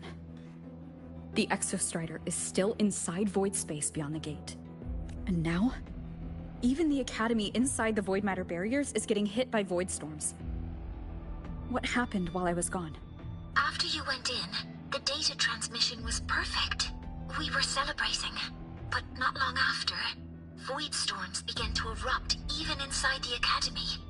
We haven't been able to find any breach or source to explain it. Most of Lahairoi has been evacuated to the Collective's escape pods, with Black Shore support. Those who remain are gathered here at the Institute. Whose eyes was I seeing through in those flashes? If they're the cause of the Threnodian's breach, could they be a harbinger? Like in Renacida? In that moment, that shell? She had the same look in her eyes as the real Imeth. Why was she so set on giving me this cassette? What was she trying to say? Looks like I'll have to open it up to find out. I'm coming to you. I brought something back from the other side and want you to see it first. The Threnodian struck like a bolt out of the blue. We may not know why yet, but we need to figure out our next move together. Understood. We'll be waiting for you at the Institute. That's a lot of Wavesline messages. All from when I was beyond the Strider Gate. I really made them worry.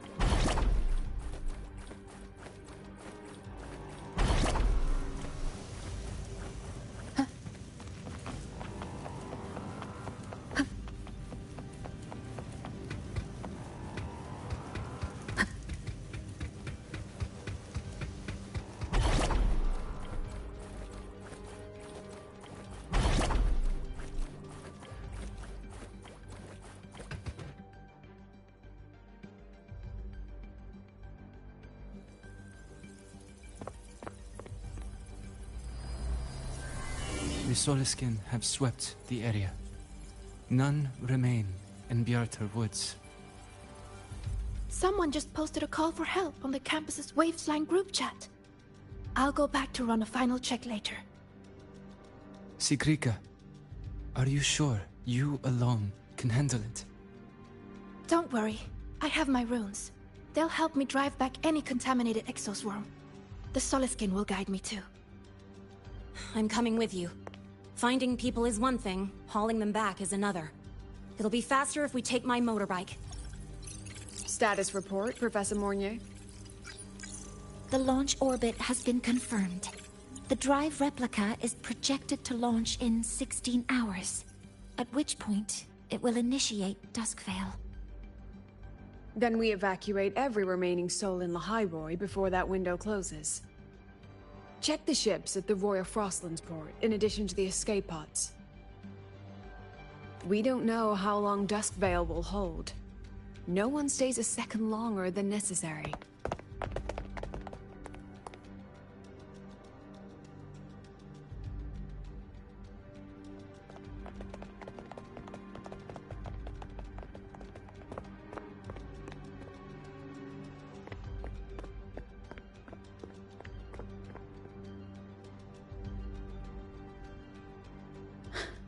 The Exostrider.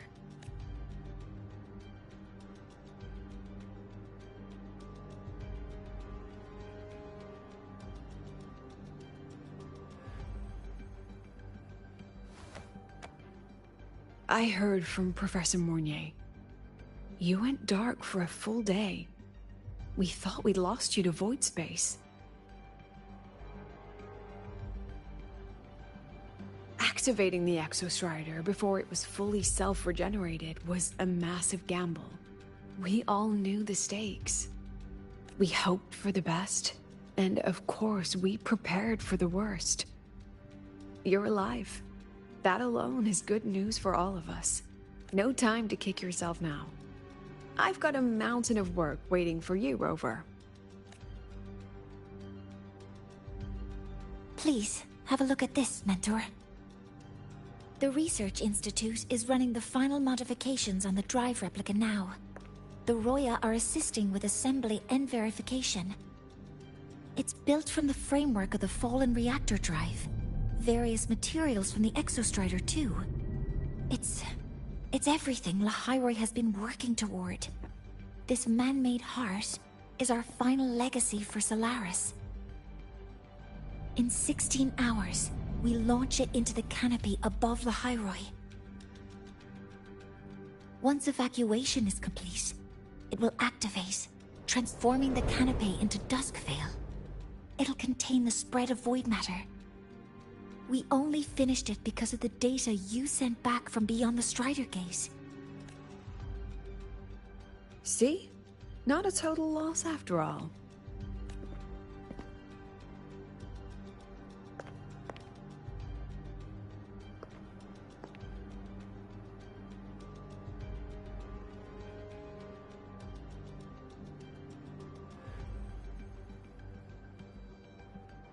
Thank you. All of you. About what I experienced beyond the gate. There's something I want to show you. I don't think she gave me this cassette for no reason. Whether it's her shell or Imith herself, she was trying to tell us something. A cassette retrieved from within the Threnodian. Huh. Now that is intriguing. Professor Mornier, is the analyzer in the cassette depository still operational? We can head there now.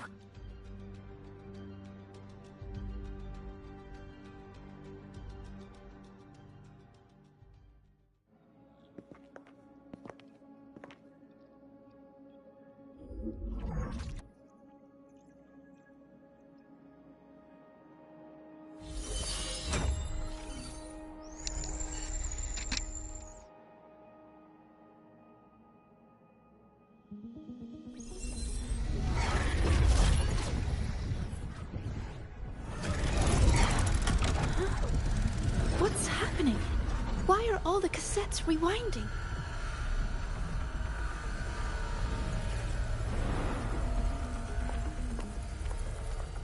The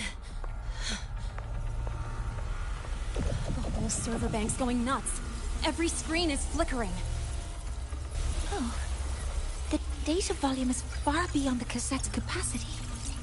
It's as if thousands of people left their records in it.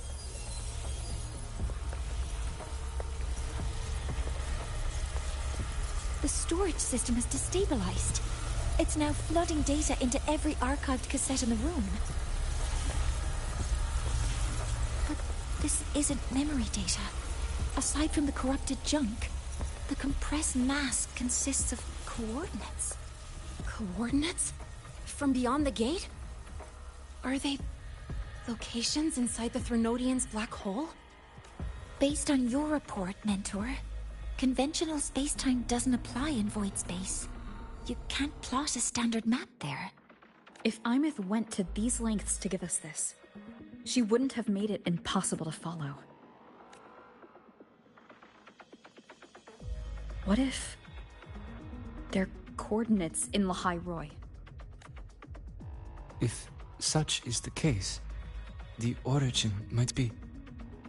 Please, allow me.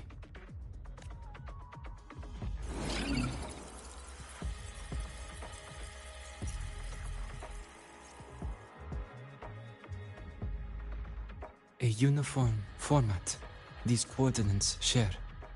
I have verified 150 points using Sundermere as the origin. Each one aligns with a site of Royan runes etched upon stone, just as you beheld within Soul Asylum. Forged by the Exostrider, these patterns are. Void storms do not affect them. We have only glimpsed fragments of their meaning through the lens of Soul Asylum.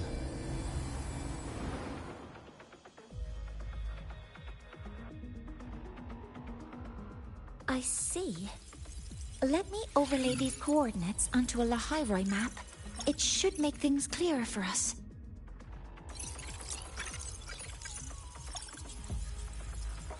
Done. Using Sundermere as the origin, the distribution looks like this.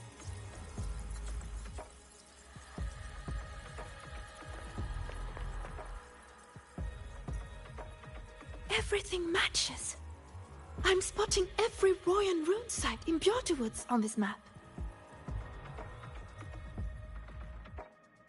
But what about the other coordinates? Wait, I know that spot. That's where the Void Storm hit at the start of all this.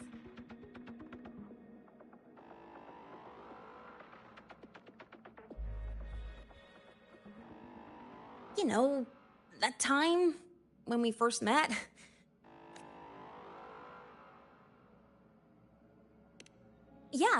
Yeah, that one. Void storms. If we reverse match the coordinates by transcription order... Then Royan runes could be marking every spot a Void Storm has ever hit.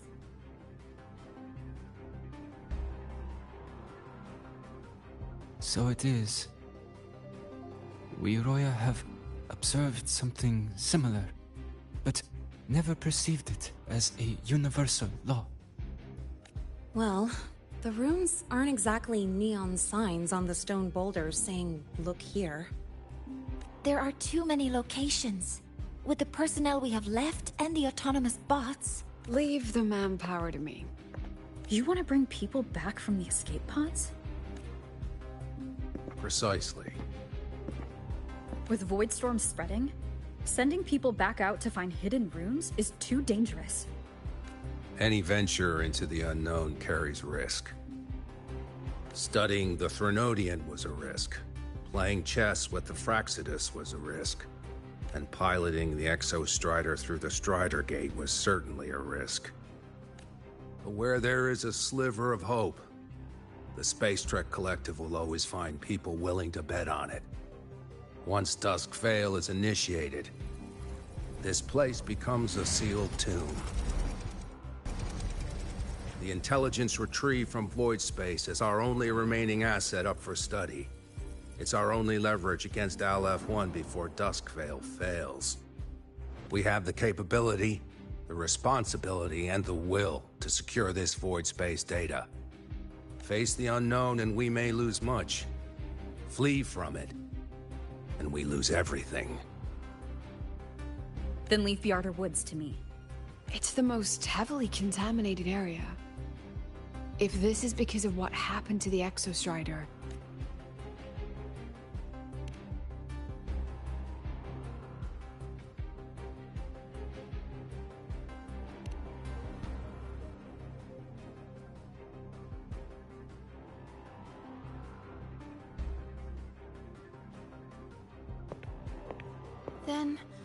Then please give me your hand, Senior.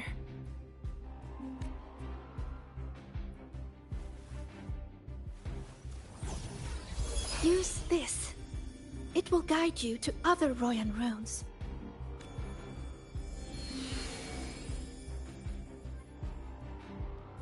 Oh, and take this one too. It's for protection. With it, you'll definitely come back safely.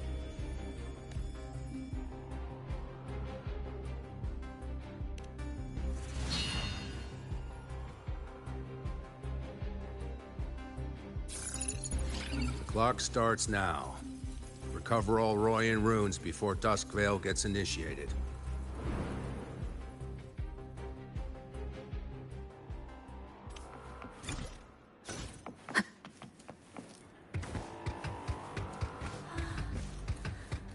splitting everyone into teams.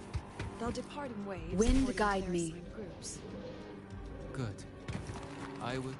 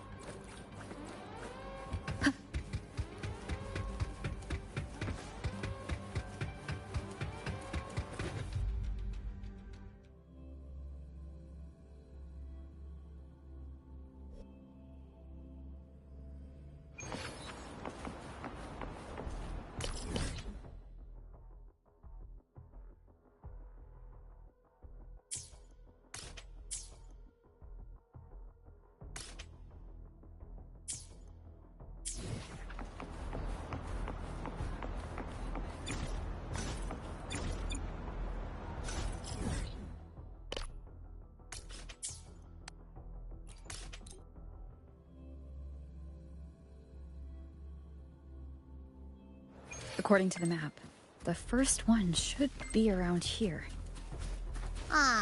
Didn't notice before, but, there are some shredded frequencies hanging around this spot. Abby? You're awake. Didn't seem like the right time for a chat before. But hey, you've got a real knack for rallying the troops, huh? The room's responding.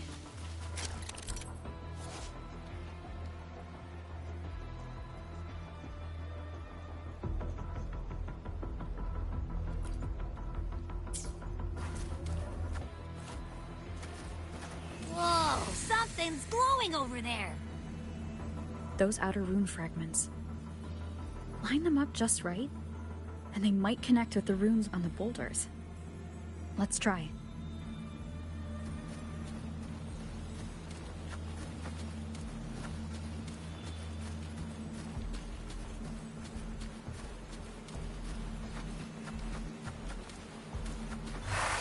Jackpot! We actually found one! Good. I'll send it to the Shaper and the others for a look.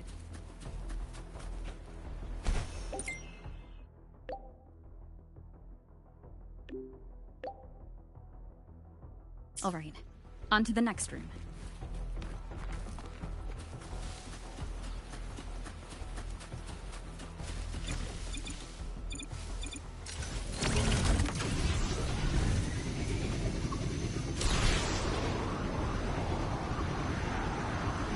Same as before.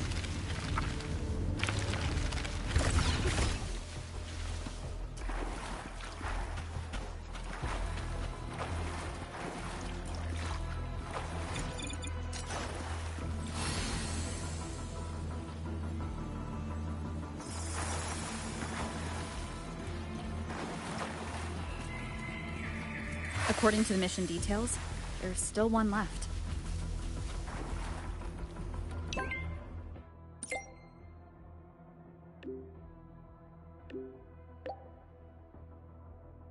We're blazing through these rooms. Yeah. Teamwork makes the dream work, huh? Right. I hope Sigrika is having the same luck. So while you were searching, I tried tuning in. This is the last one, right? Yeah.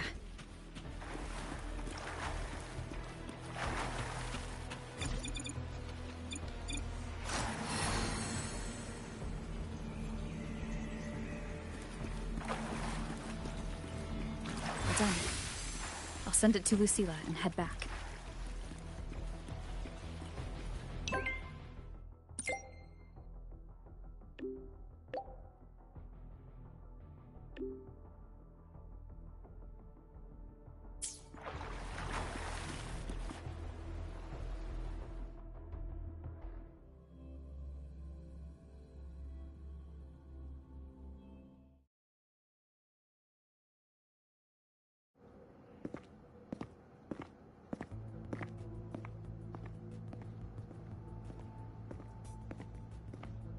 What's going on? Ah, Mentor, you're back. We've finished analyzing the runes, but their meaning still escapes us. As for the overlapping coordinates, we've run multiple standard decryption algorithms, but the results are contradictory.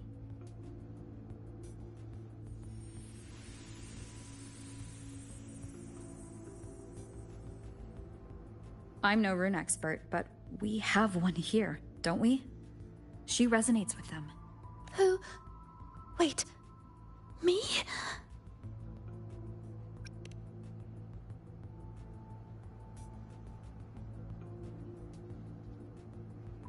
If you're asking me, these runes don't feel flat. They feel spherical.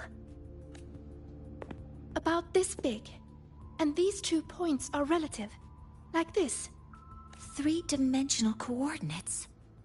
Orthographic projection. If we take the reactor drive's light data from the database as a deck layer and reconstruct it...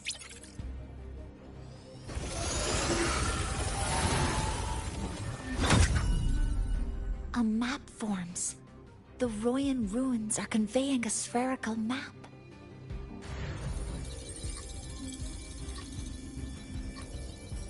What are these 2 places? The one on the surface corresponds to the Strider Gate. As for the one at the center, there's too little data to confirm. But by geometric definition, it's the origin point of the entire map.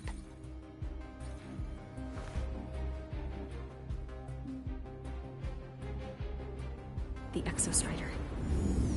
That must be where it is in void space. It's the only thing that could survive there. The lodestar Imeth was trying to show me. Contamination around the keystone is off the charts. We've got no viable spatial data. In other words, using the Strider Gate to get you to void space isn't an option. I remember Lucilla mentioning a sealed rift in the Deemer Plains.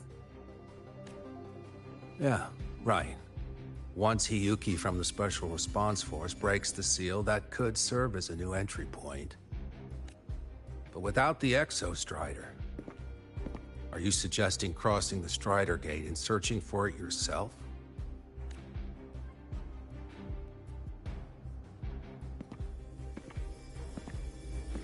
Now that we have a concrete map, I should be able to retrieve the Exostrider before my power of separation gives out.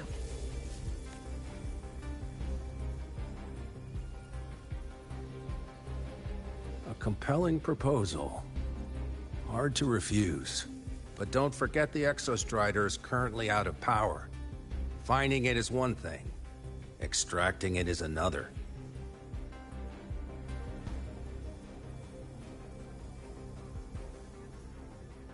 Then we set a hard deadline. If I can transmit the Exostrider's coordinates to you before Duskvale initiates, then tell me you'll consider entrusting the drive replica to us. Consider, huh? So you're handing the choice to us?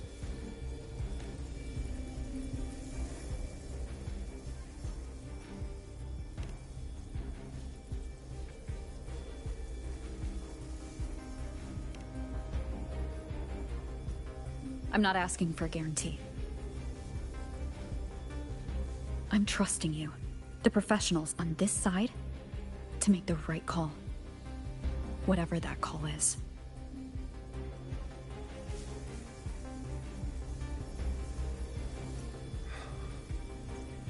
The Exostrider's value justifies the risk. I agree to your proposal.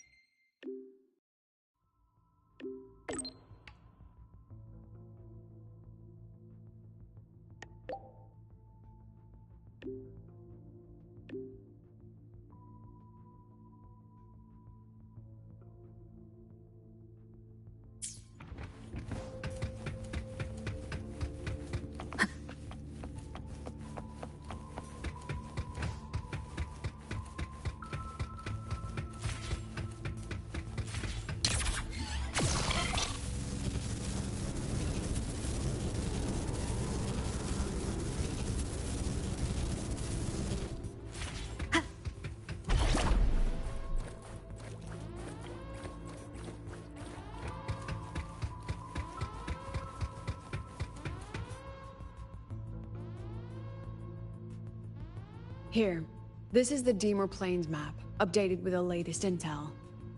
Be mindful of the contamination. It's not just the exoswarm or local life forms being affected. It's sealing off the terrain itself. That said, where there's a will, there's a workaround.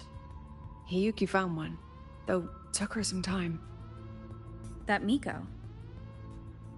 Yes, she's been investigating the Deemer Plains in secret. You'll meet her there. She also asked me to tell you that she's run into the Fraxidus there, including the missing girl, Denia. Let's just say honesty is in her nature. She just thought you might want to know. Perhaps her way of showing she has no hidden agenda. Noted. I'll be leaving then. Wait. Look me in the eyes. Relax. It's my forte. You've seen it before. I will temper this moment into a bullet of memory, carved with your name, your face, and all you have been. What carries you is not only your own strength. Think. Save that for when you come back.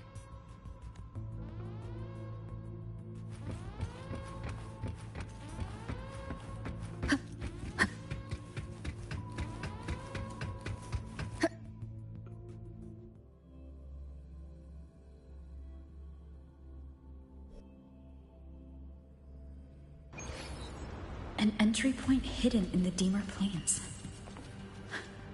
Time to get to the Outer Woods.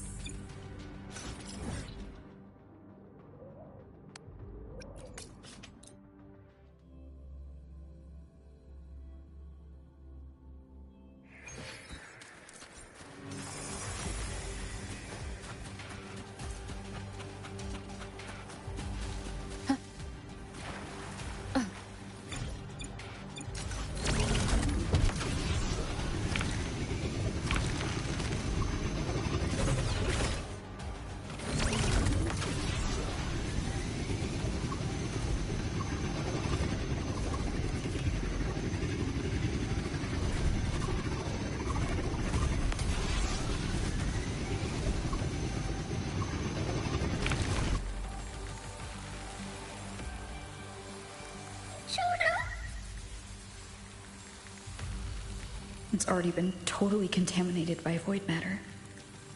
Might be worse than I thought the lower I go. But the frost seems to be slowing the spread. That frequency. It feels like Hiyuki's.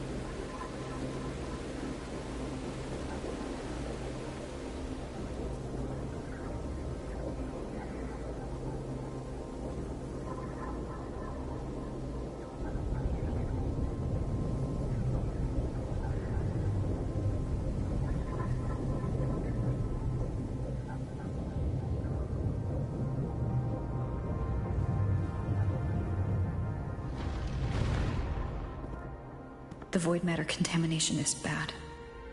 It's not looking good for the Solaskin.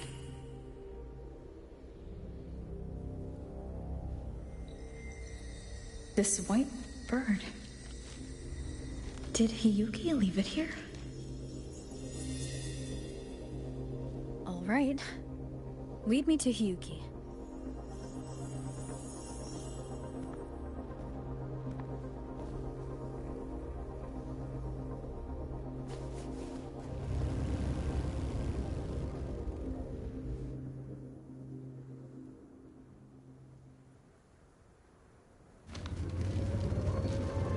is it leading me?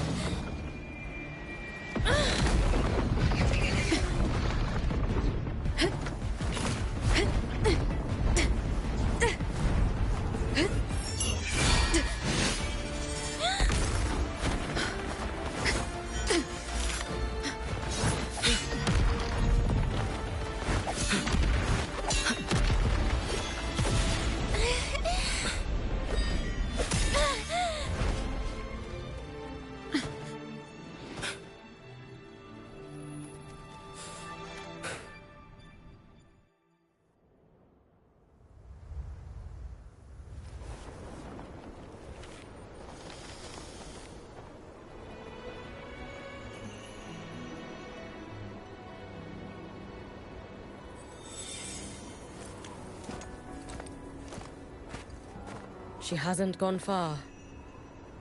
Probably watching us from the shadows.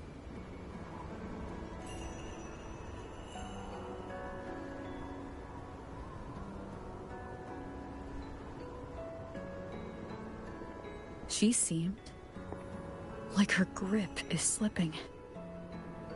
She was already like this when I last encountered her, shortly before the Void Matter surge.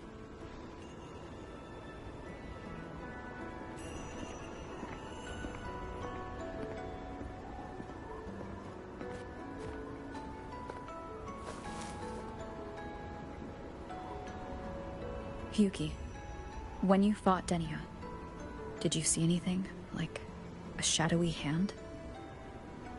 Yes. Then Denia was behind the incident beyond the Strider Gate. Could she also be responsible for the Academy's Void Matter surge? Lucilla contacted me. She said you intend to return beyond Strider Gate. The roads here have been swallowed by Void Matter. There is no direct passage. Lucilla must have told you of the rift that appeared over a decade ago. Thinking back now, that was likely the Fraxidus' doing. Luke said the Grand Architect caused that rift. That was what led to Imeth's death in the simulator cockpit.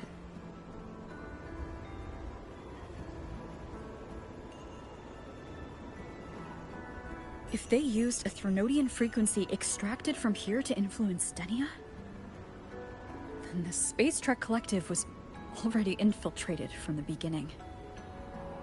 The Threnodian surge now could be their attempt to force the girl to master that power. Or perhaps that power within her has simply broken its leash. Long ago, I sealed a portion of my own power there to help aid the Solvane Heartwood resist the Threnodian. Break the seal, and you will pass through the rift to reach the Void Matter depths beyond it. Understood. I'm relying on you. Let's go. Time isn't on our side.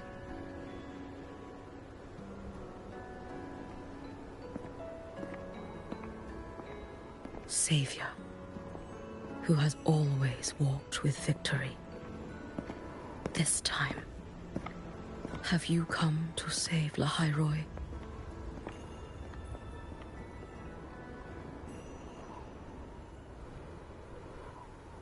This is...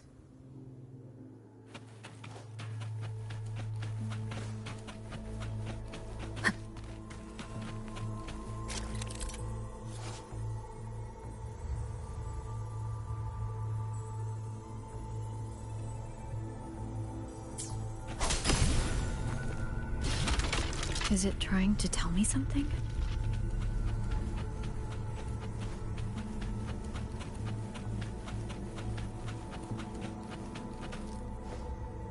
Aleph 1 seems to hold little interest in anything besides humans.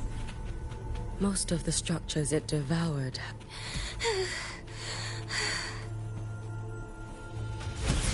It's that girl.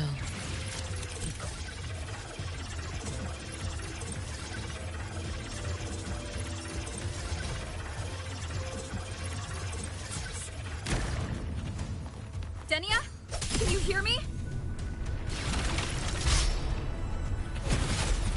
I will handle this.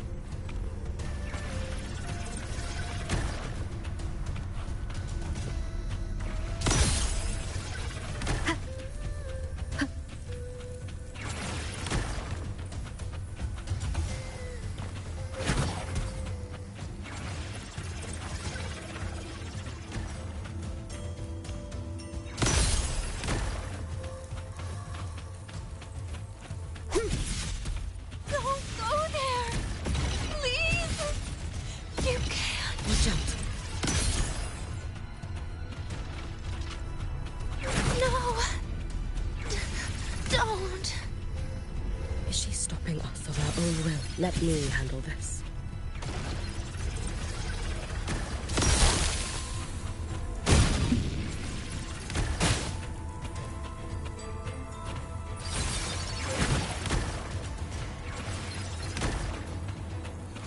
It's fine.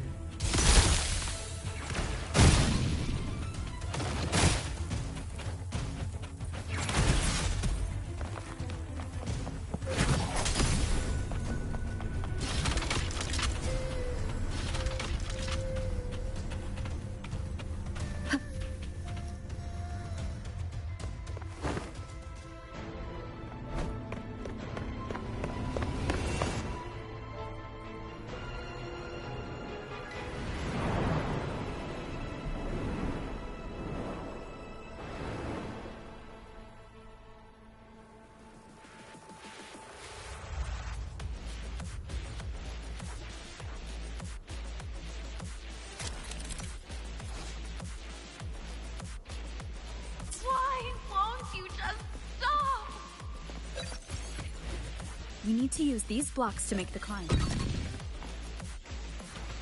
It will eat you.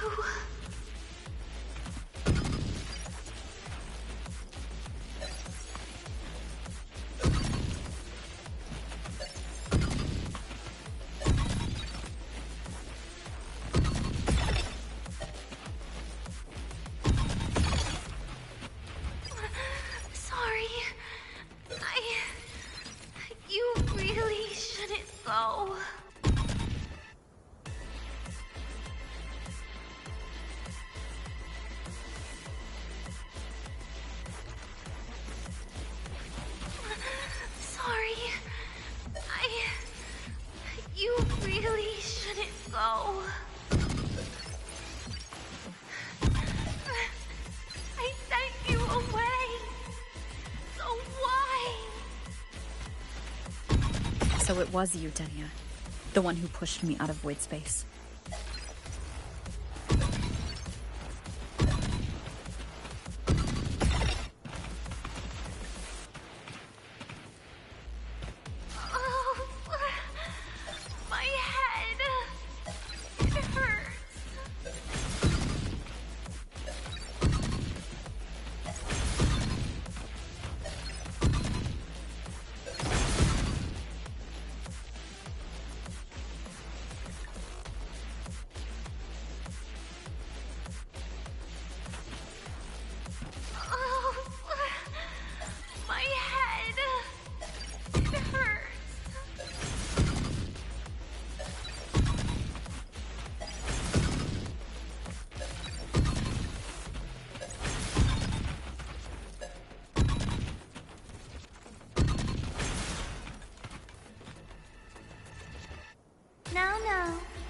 Playtime's over.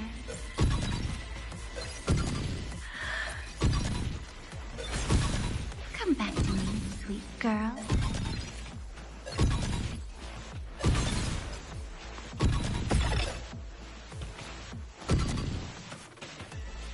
No! Please! Don't eat me!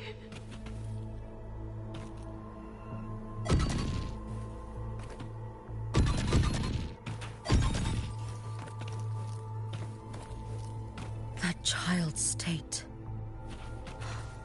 She did not appear to be under complete control. It was Denia herself who stopped us. Let's go. We need to get up there first. Got it. Have you been watching over Denia here?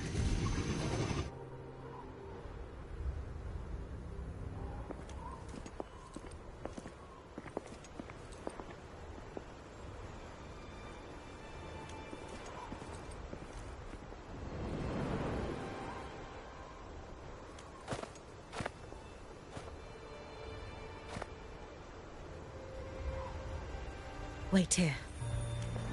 This seal is wrought from the future's tithe.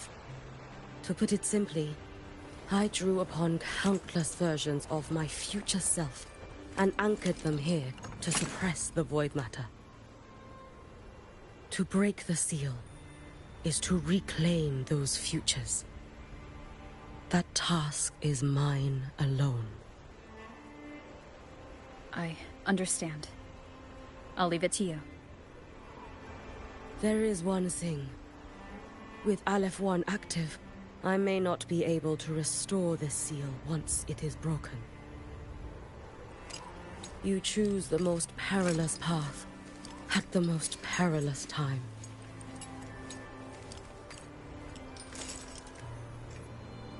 I know your strength. I know your history of victory.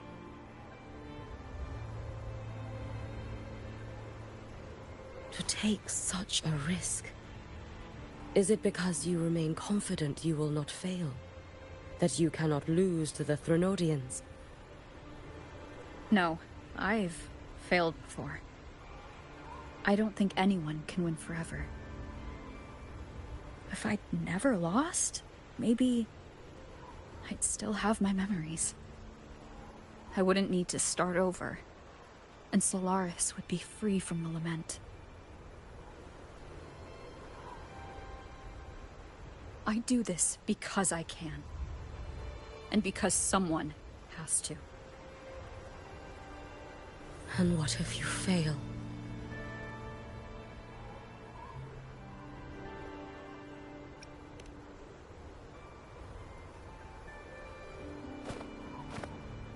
I meant, what becomes of you?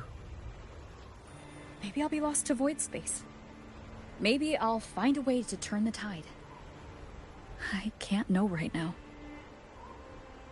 But if I don't try, there's no way I'll ever know. What makes me scared isn't coming up short. It's the thought of not giving it my all. The cost of this attempt is steep, and you bear the weight of many. I expected more caution. To fail even once against a Threnodian is to invite apocalypse. Even knowing this, you would still go. Hiyuki? Lucila told me you fought a Threnodian in Ashinohara for a long time. I don't know how you did it, but I can only imagine what it took to hold the line in a place already so destroyed. So, I'll ask you. Did you fight in Ashinohara because you were certain you would win? No. I was not. I never was. Then you understand why I'm doing this. You would make the same choice in my place. I see. I will attend to the seal of flaming Sakura. It will not take long.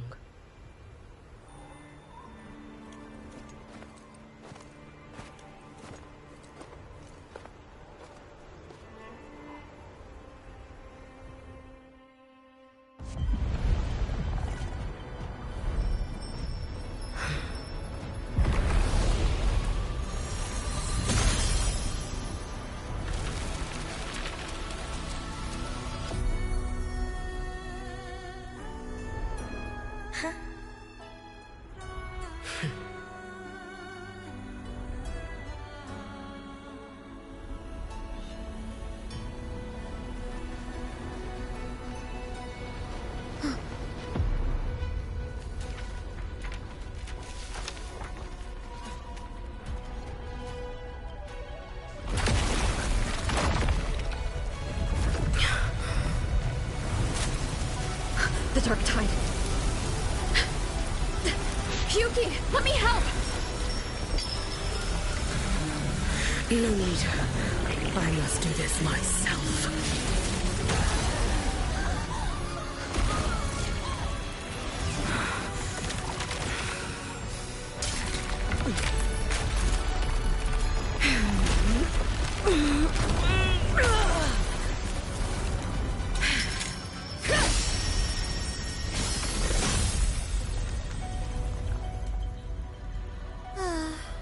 Why not choose the easier future?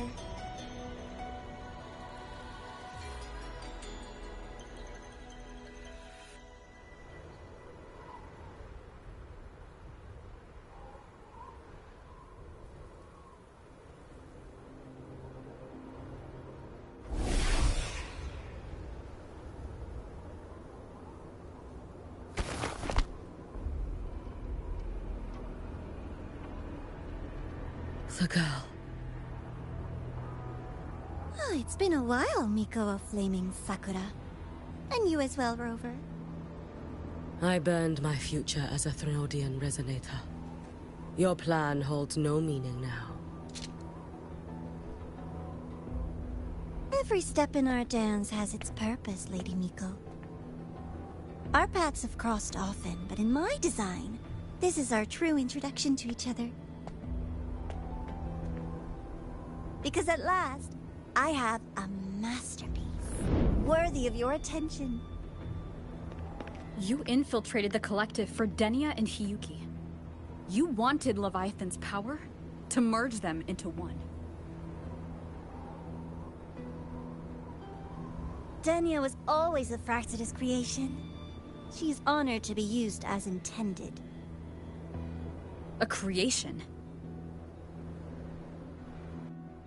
The Mia disappointment made me think. If I could just create a superior vessel, one refined by a Miko spirit, perhaps it might bear the full might of a Threnodian's power. As for the outcome, you would know better than I, Lady Miko. Wordplay won't change your failure. Leave, you tedious avatar.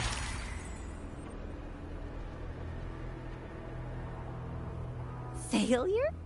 No. Listen, you two. I'm just showing Solaris another possibility. If we made one Denia, we can make another. And another. Until we hold a complete obedient Threnodian resonator in our hands. Your own borrowed future showed you that. A true Threnodian resonator will exist.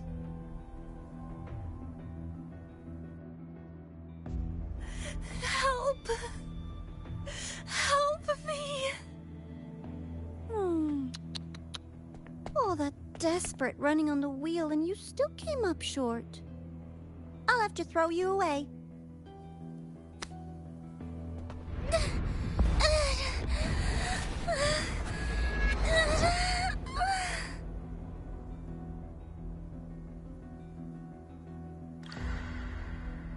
She can deny it all she likes, but the void in her heart is the same as Aleph One's. That emptiness, it will always pull her towards the Threnodian's power.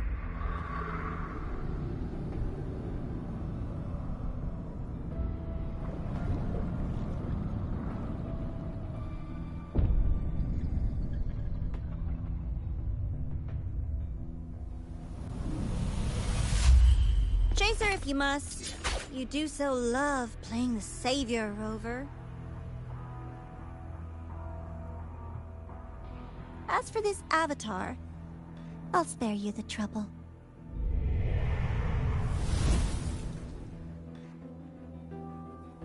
Wasting time on one of their avatars is pointless.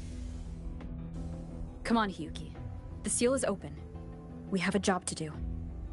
Denia needs us.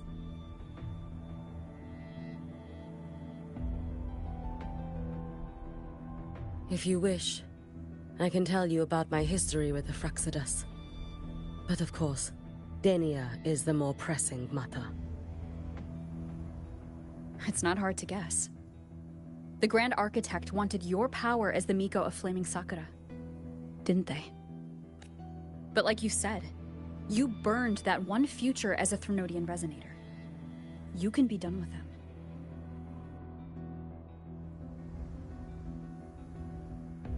Right now, Denia's state is what worries me. I fear that child may already be.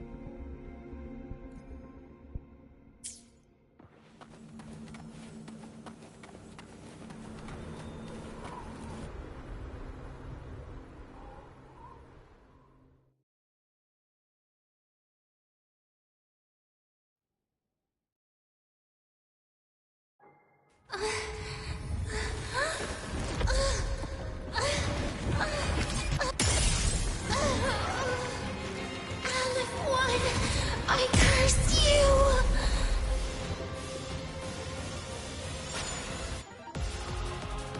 Leave it to me.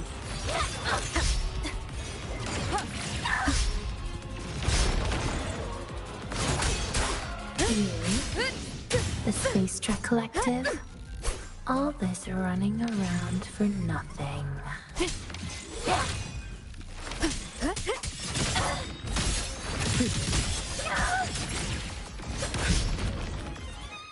Not another stack! Worry not for me.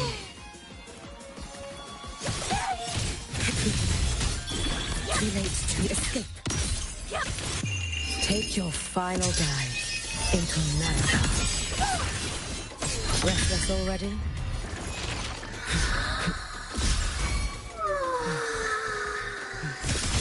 Seriously, just call it quits. Be cautious. Stand back. Wind calm. Waves follow. Hopefully this helps. Waves rise. Judgment strikes. You can trust me. Worry not for me.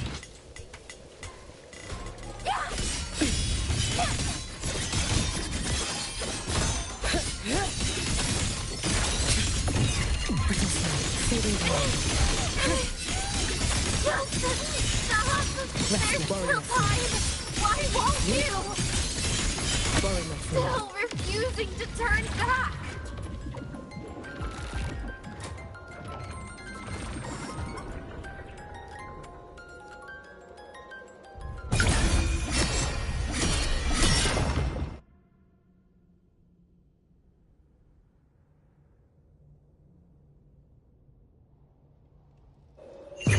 May the Sakura incinerate.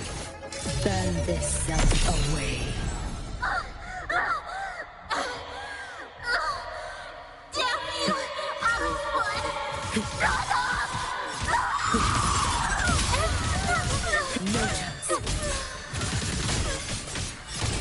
You should have run.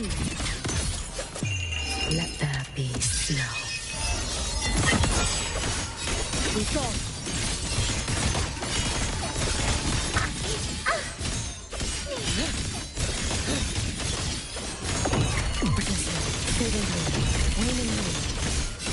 You've prepared for this, have you not?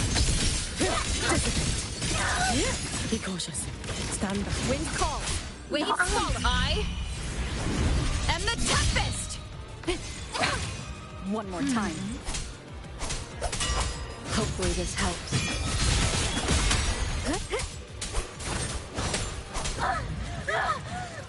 This is all pointless!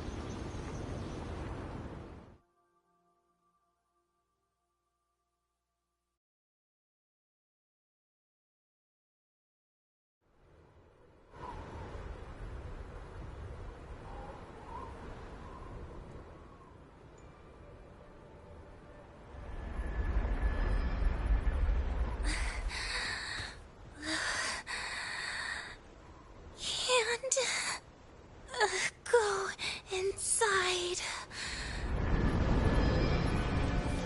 Rest now.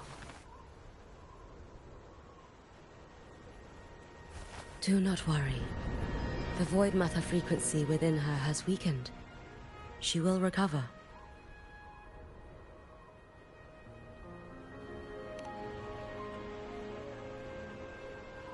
Forgive me, but I believe waiting for the void matter to spread would take too long.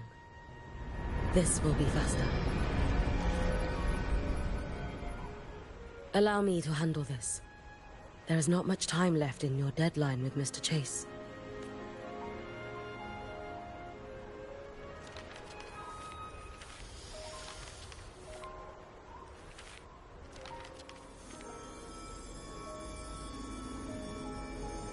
My Shiratori can guide you through void matter, but the concentrations here go beyond its strength. So I will draw upon a future where I learned to fully channel its power. It will protect you and help you find the path you seek.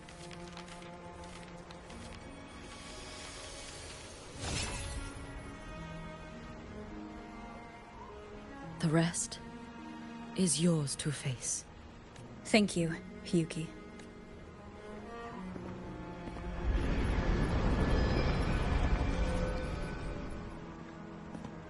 I've read the Space Trek Collector's report on Imeth. She wrote that her intention is saving the world.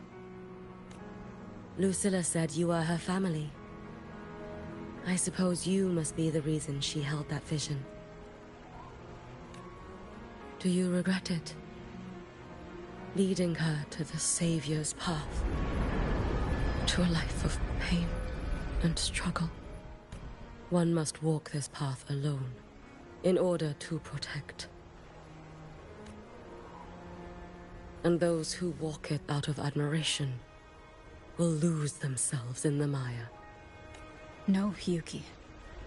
I don't seek Imeth to confess my regrets. I want to find her, so I can tell her. I hope to make you proud. I hope I haven't let you down. I've always been proud of her. She chose to walk this path with me, so I know I'm not alone. Should I ever fail, I know there will be someone who will continue to protect Solaris. With your extraordinary strength, that is indeed possible. But for those who are too weak to save others, there is only futility waiting at the end. As I learned when I failed to save Ashinohara, all I can do now is hold my Sutsu tightly to ensure that after Hyuki, there will be no more Miko of Flaming Sakura. That is all that remains. From the High Roy to the distant lands of Jinzhou and Rinasida, people rise up to fight the Threnodians. I've been part of that fight. But to pretend I'm the only reason they're standing? That everything fails if I do? That's arrogance. It's an insult to everyone else choosing to stand their ground. My victories were never mine alone. If even one person makes it to the end of this road, then we're still winning. Hyuki, when you're walking alone and feel that weight, just stop for a moment. Look around. Stop. You'll see that there are people who draw strength from you. People out there who are proud of you. And when you finally reach the end of your journey, you'll know it was never futile. How enviably brilliant.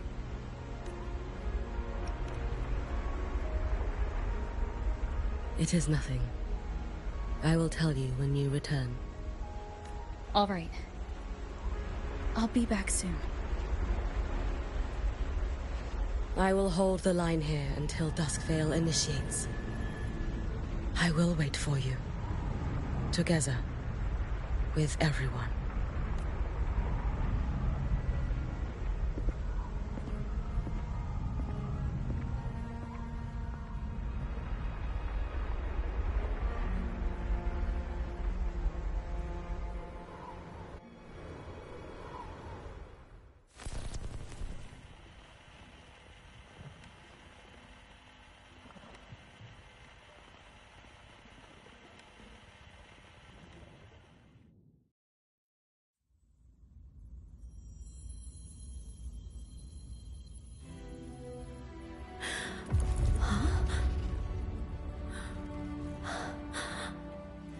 Exostrider?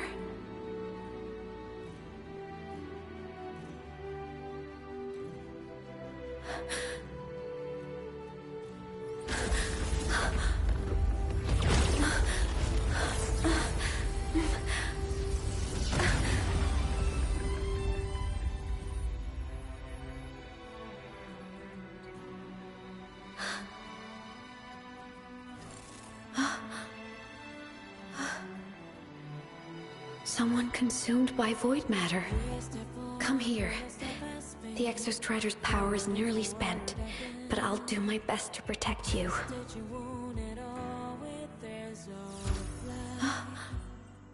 This frequency.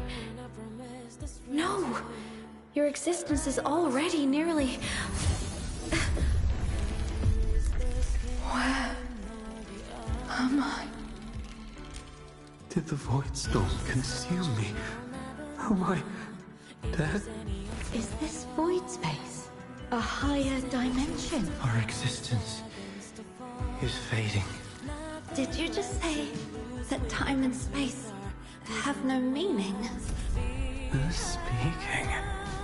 I can't see you, but I can feel you. Sound doesn't travel here, but thoughts do.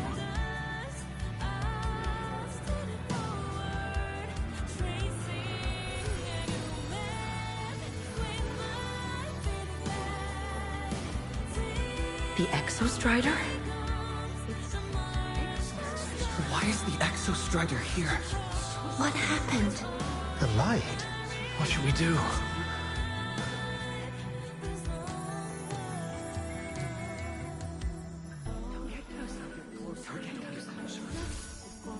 It's too dangerous. Too dangerous. Even if you made What are you doing? This is meaningless. That's enough. It's futile. Our lives already ended in the void. I heard the Exostriders cry for help. I want to find it. Time and space don't mean a thing. You'll never reach it. I know what the Exostrider means to the Hyroi, but This is meaningless. You want Just to give save up. it? How? Nothing makes sense here. But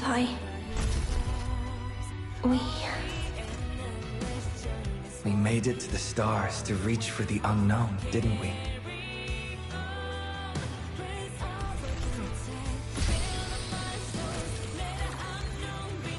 just another step on a long road of discovery. You... This is where we came from. A space-time coordinate with the Exostrider as the origin? But that's impossible inside a black hole.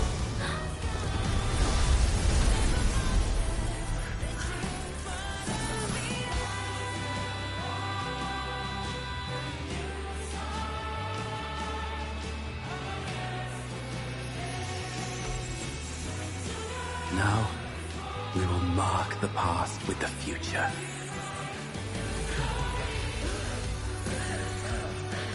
Thank you. You charted the unknown with your lives.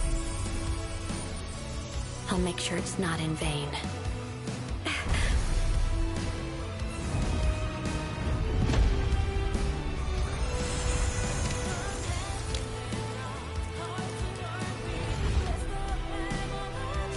The light of the origin point. We will bear it.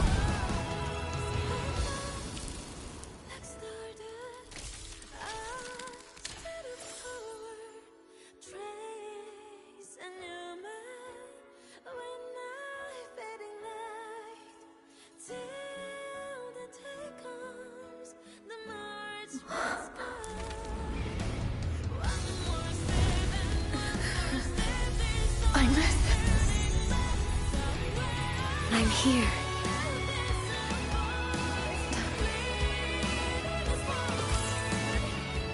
Imeth, can you bring the drive replica here? It's the heart they built for the Exostrider. Don't worry. This time, we'll save the world together. Okay. I'll bring you back humanity's hope. So, wait for me.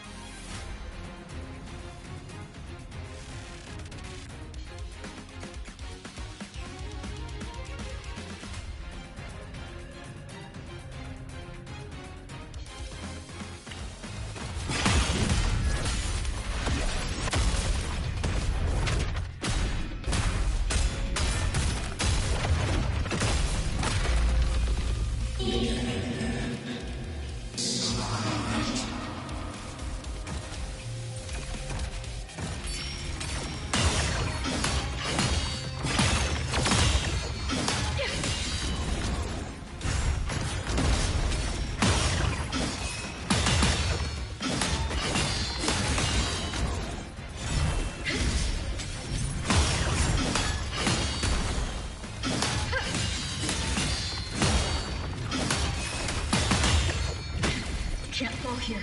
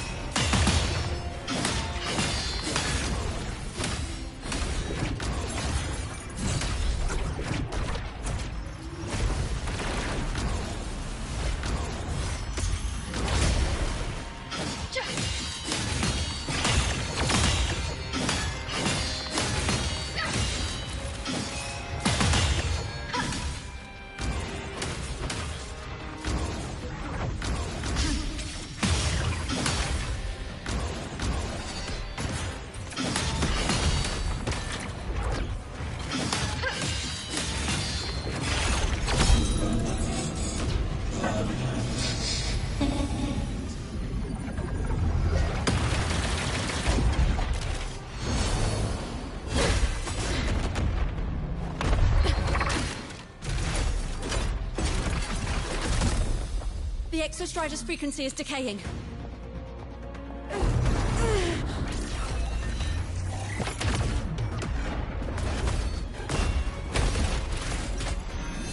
Its reading is about to flatline.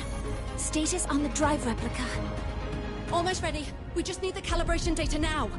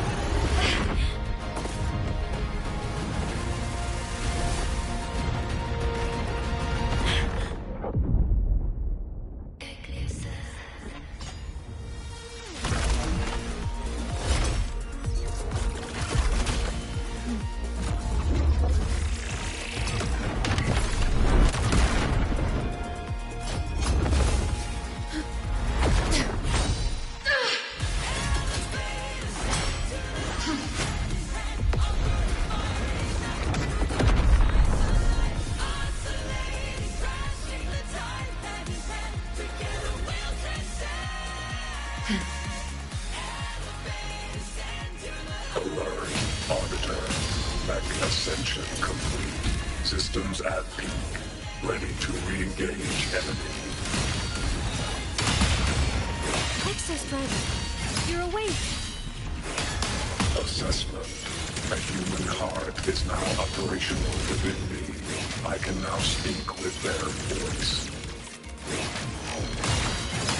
In Frostlands, where civilization should not have taken root, a collective was born. A will to explore what lies beyond. They have chosen me.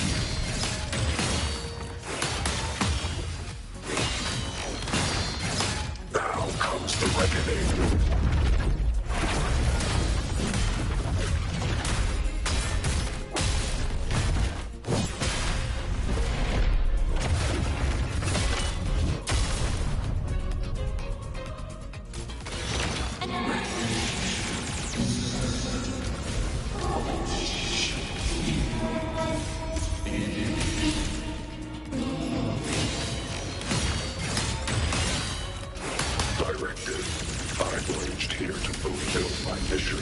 Life on this planet has the right to explore the vastness of the cosmos. You see the civilizations across the stars only as food to quiet your hunger. You cannot comprehend the will that drives them.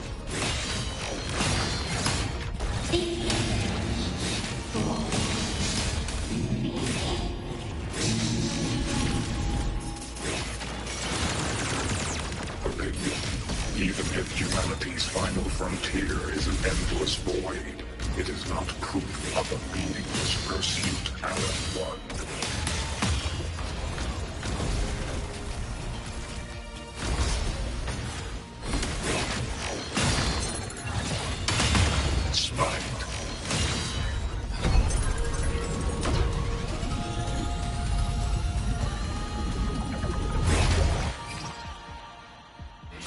Verdict. Termination.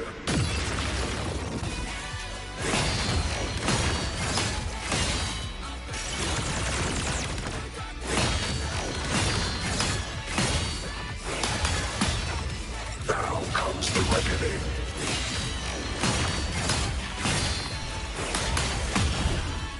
Engage. Gravity module.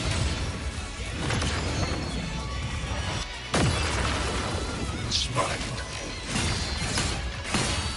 Full expansion.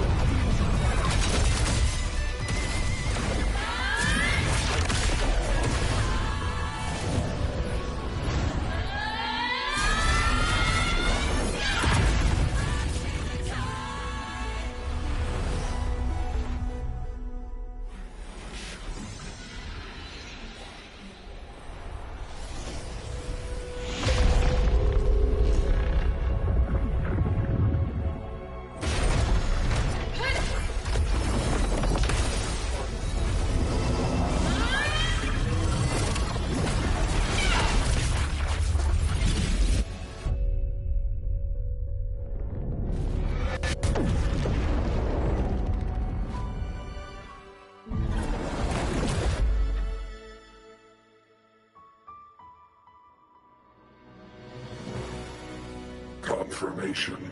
Battle concluded. Void matter responses within this sector have dissipated. But Threnodian Aleph-1 wasn't destroyed. Analysis. Resonator Imuth. Under current parameters, the permanent termination of Aleph-1 is impossible. Therefore, I exercised autonomous judgment and exiled it to the furthest reaches of this universe. Request. Arbiter, permission to remain. Before your final judgment, allow me to submit a log of my experience in the High Roy. Log retrieval. On multiple return transits, I was detected by Aleph-1. It pursued me, its objective to enter Solaris through the Strider Gate. It attacked. I fell. But Resonator Imuth answered me with her power, and I was able to banish a part of Aleph-1. I should have initiated a full system seal to await repairs, but I saw countless pairs of terrified eyes. Discovery.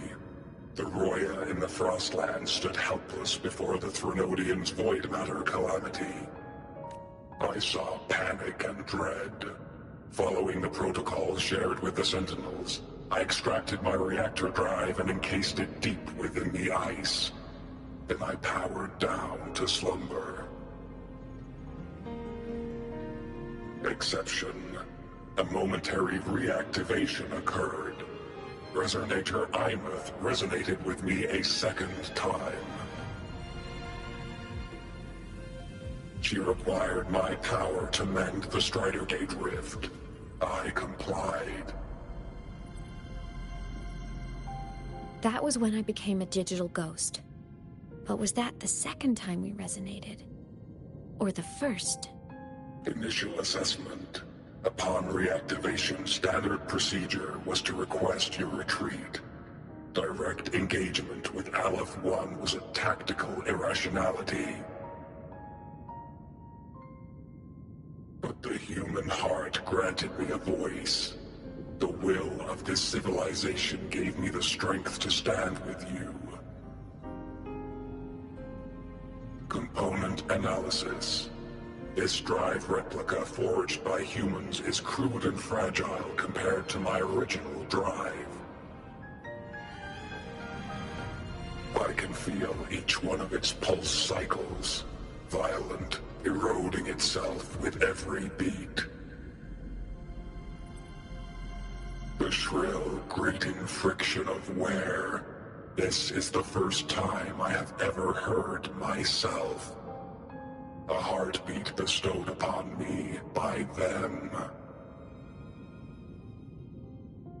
With this heart installed, I have acquired capabilities previously undocumented outside the Sentinel Mech series. Projection. Given Threnodian Aleph 1's abilities, we must assume it retains the capacity to return. Once the Strider Gate is fully sealed, I will remain on this side as its guardian. I will bar its re-entry into Solaris. Request. Arbiter, I was born from humanity's hope. Please permit me to remain here and protect them until this heart ceases to beat.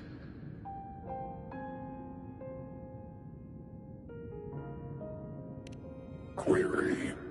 Resonator Imeth, are you willing to accept a portion of my power? When I first arrived in Lahai Roy, your assistance allowed me to seal the Threnodian beyond the Strider Gate. Your current state is a consequence for which I bear responsibility. While I slumbered, you safeguarded Lahai Roy in my stead. Now, the death that once drew near has been severed. Henceforth, your companion will be an enduring life. Summary. I am experiencing the state defined as guilt. Oh, Exostrider, you're really wearing your heart on your sleeve, aren't you? But hey, I chose this path myself. Made my peace where it ends a long time ago. As for your question, this savior's got a career to uphold. Gotta level up if I'm gonna keep kicking bad guy butt, right? So your power? Hell yeah, I'll take it. Authorization. Resonator Imeth's agreement confirmed. Synchronization limit removed. Commencing resonance. Suggestion. Don't you dare feel guilty. Thank you for living up to my hopes. So, let's make our goodbye a happy one, okay? Detection. Arbiter, you have brought your cassette. Proposal. Please allow me to take it. I wish to burn a frequency onto the tape for you to return to Lahai Roy.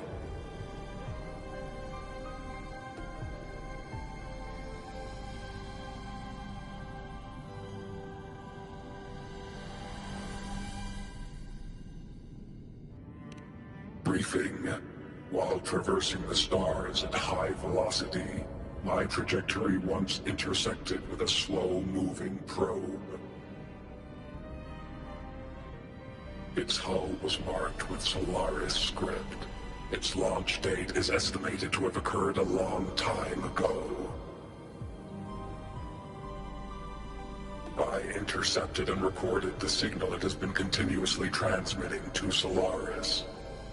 Its name is the Far Watcher. Objective.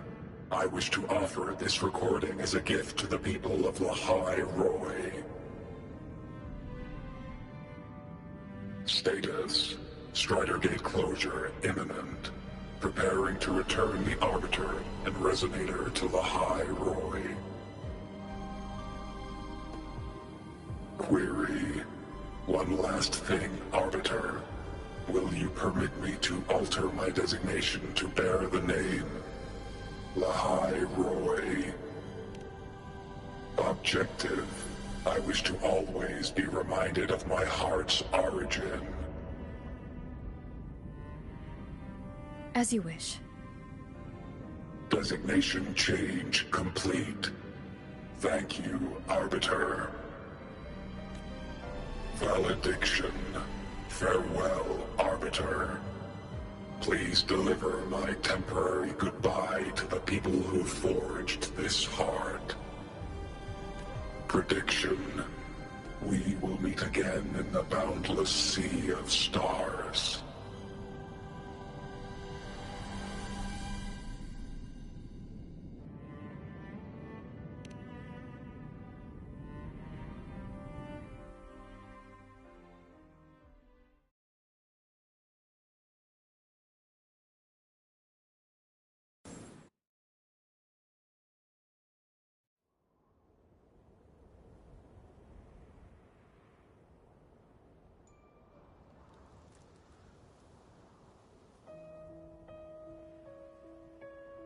It's been so long since I last saw Solaris. Feels weirdly nostalgic. Now that Aleph 1's been kicked to the cosmic curb, Lahai Roy can finally breathe easy. I was gonna say we saved the world this time, but honestly, it was the explorers who fell into the void matter. They're the ones who mapped that data on me and the Exostrider inside the Threnodian's black hole. All I did was burn their findings onto a cassette for you. And it was the people of Lahai Roy who decoded the cassette and forged the drive replica. That's what let the Exostrider finally cast the Threnodian out. So, this wasn't a story about heroes saving the world. It was the world saving its heroes, right? Yes. And now, we're home.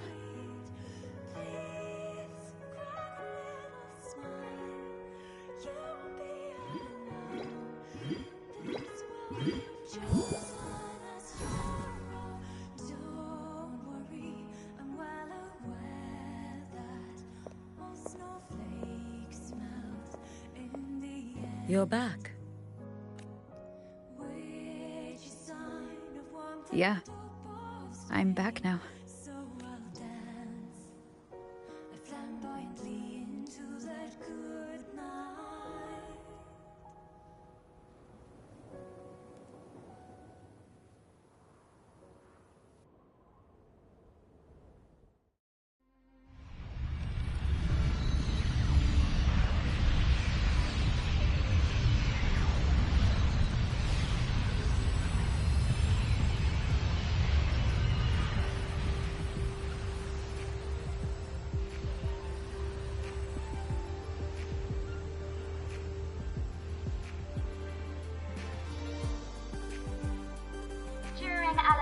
Recent activity, impact was successfully contained to the Dema planes. Within the planes themselves, void matter concentrations have dropped significantly across most sectors. Monitoring data from the Space Trek Collective confirms that Threnodian markers within the region of the High Roy have now fallen to near zero levels. Exostrider activity has fully ceased. However, related research into its technology will continue. Research units deployed by Star Torch Academy have successfully neutralized all anomalous constructs at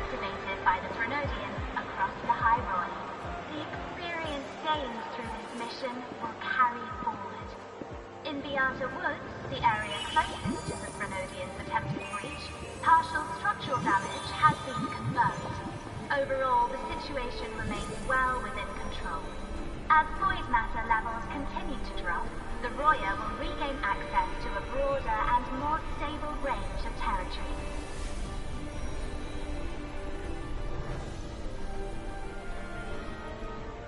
Once shrouded in void matter, the High Roy now stands restored. This was made possible by the choice of every last explorer. The road ahead is vast. We will reach the stars. And then, we'll keep going.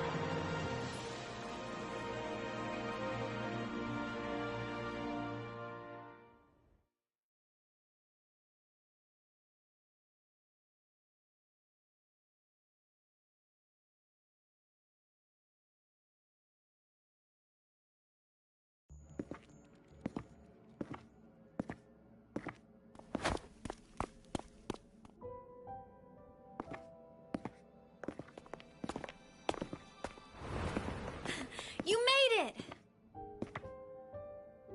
Turns out, decoding what the Exostrider burned into your cassette was way tougher than the Institute thought. They only just finished today. Over here! Everyone's waiting for you.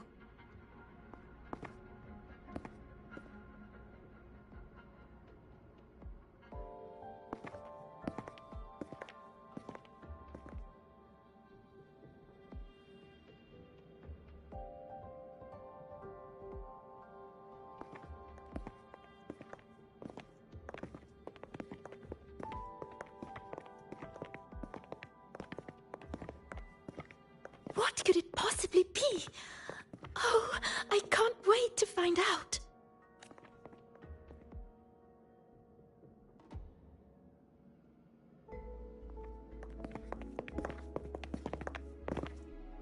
The Far Watcher. I have to admit, I was genuinely surprised when you handed me this tape and said that name. You said it was one of the 9 interstellar space probes launched before the etheric sea engulfed Solaris. Correct. The 9 stars on the Space Trek Collective's emblem represent those probes. Ever since then, Solaris never received another signal from them. Not a single one. Until today. Professor Mornier, you may begin playback.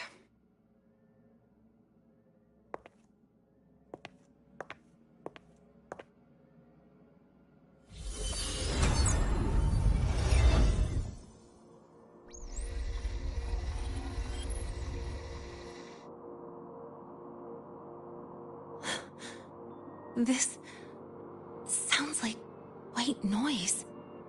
Judging by the cassette's data, they're sounds the Far Watcher recorded while drifting through different galaxies. Sounds that have been lost to us for centuries. Silenced by the etheric sea. So that's why the Exostrider wanted to give these recordings to the explorers of Lahai Roi today. Because this is a gift from light years away, sent by the explorers of Lahai Roi's past.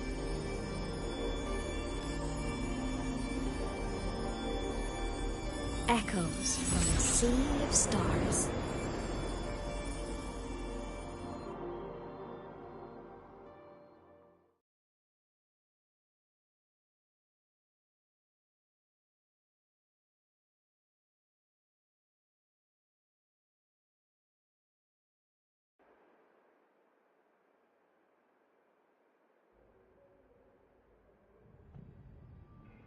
The Space Trek Collective has taken in that Denia girl, just as you wished, Grand Architect. Good. Just let them care for the little doll for now. Such an extraordinary performance. I'm sure I can find another role for her later. All retrieved data has been processed, awaiting review at your leisure. May I ask what you plan to do next? Plans are progressing everywhere, it seems. I've dallied in Lahai Roi long enough. Time to stretch my legs. Cristoforo, be a dear and run a message to Eris and the new Federation for me. Understood. Though I suspect the Vice Architect will begrudge once more your sending me to disturb their precious quiet. Oh, and will you require me to draft a prologue for your characters? No need. I'll pay for Lova a visit myself first. That will be all for now. This body tires so easily. Remember to give her a silent ending. Grand Architect, with this phase of verification complete and full production proceeding, do we still have use for that Miko? That won't be necessary. Her future as a Threnodian resonator has been taken. She no longer requires our attention. Besides, she's failed one too many times, drawn one too many futures from herself, and she still insists on walking the path of saving Ashinohara alone with no intention of stopping. Every step she takes only deepens that obsession. After countless cycles of failure, she too will be reduced to ashes by her own vow, just like her sister. That reminds me. Zashiki Warashi has brought us some rather interesting news.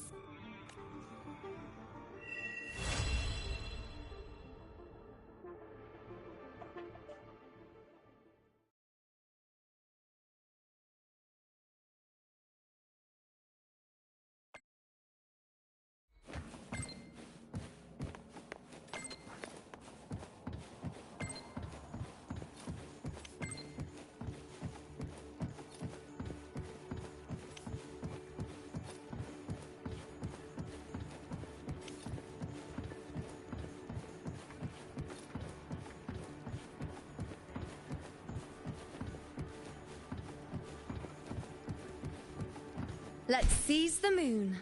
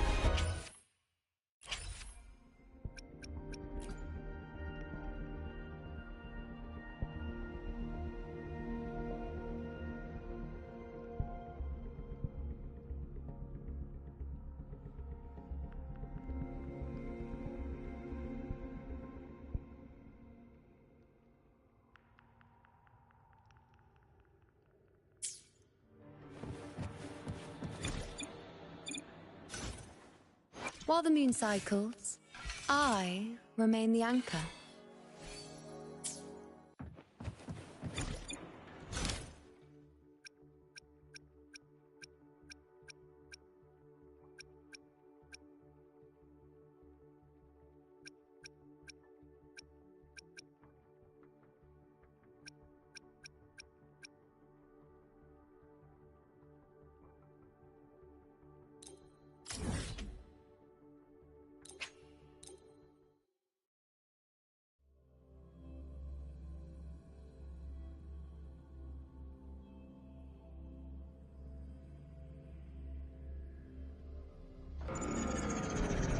First, no quick moves. Second, no slipping on traffic rules. Third,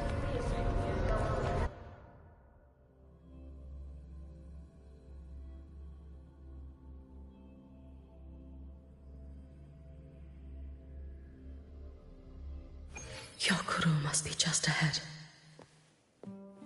This was Honami's last rite of purging. All is settled. Only one final thing remains. I have truly kept you waiting for too long, Hyokuro.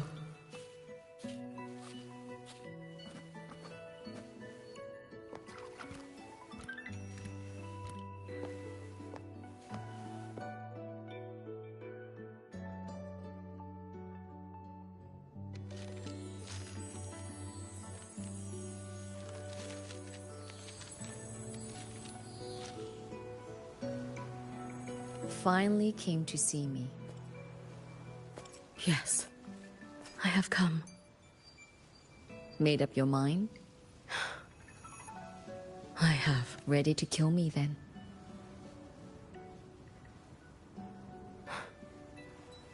Yes.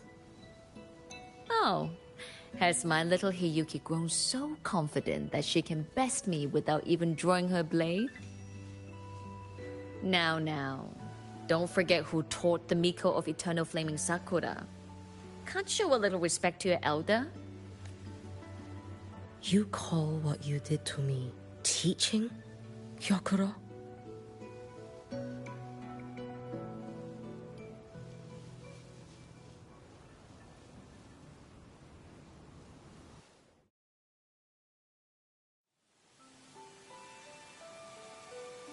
Come then.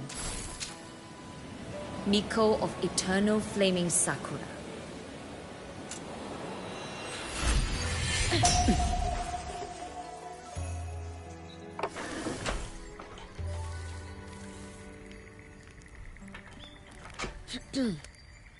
Calm yourself.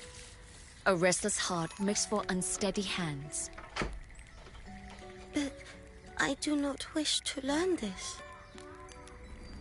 Then what do you wish to learn?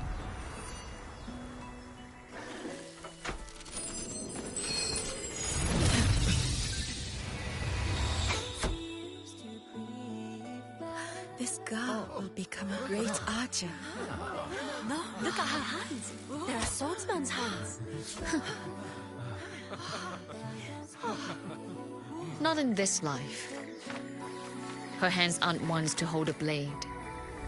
Isn't that right? Well now, you have refined your technique.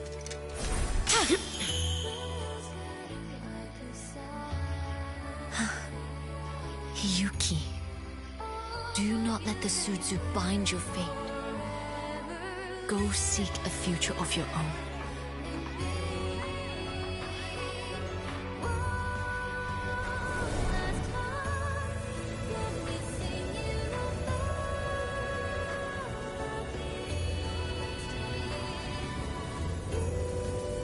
Focus, Hiyuki. Survive this strike. And reach your tomorrow.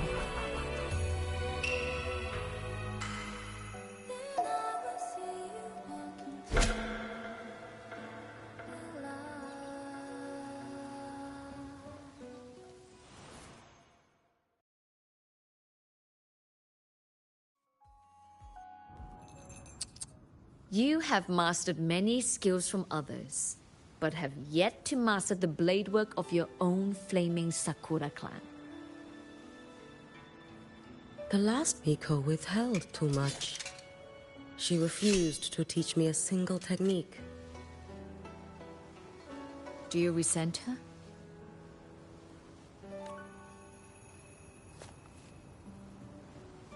I do. Even now? Every moment. I resent that she did not step down long ago. Instead, she burned every future she had and left nothing behind. Not even ashes. I resent that she did not pass her skills to me. That she sent me away each time she trained. Now, there is nothing of her left in me. Hiyuki. I resent that she always told me to be myself. yet chose a death that was nothing like herself. And you resent that even after dying? She lingered as a spirit, waiting only for you to send her on. Huh? I was being cruel, wasn't I? It's just... I couldn't let my fear go. No one understood the scale of your gift, Hiyuki. Your potential to tame even a Threnodian. If you drew such a future, would everything not become much easier? Gyokuro, Shh. As long as it comes from your own heart and will, any future you choose is acceptable.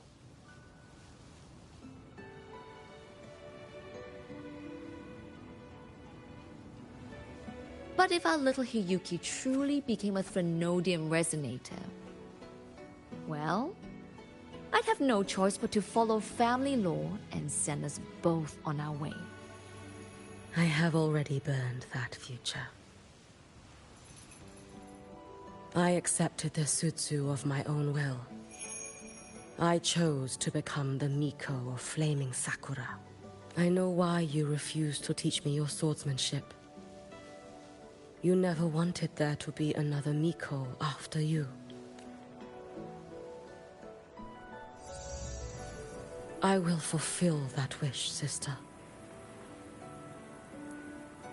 After Hiyuki, there will be no more Mikos of Flaming Sakura. The Miko of Eternal Flaming Sakura. That is a heavy title to bear. It is. The future ahead is long.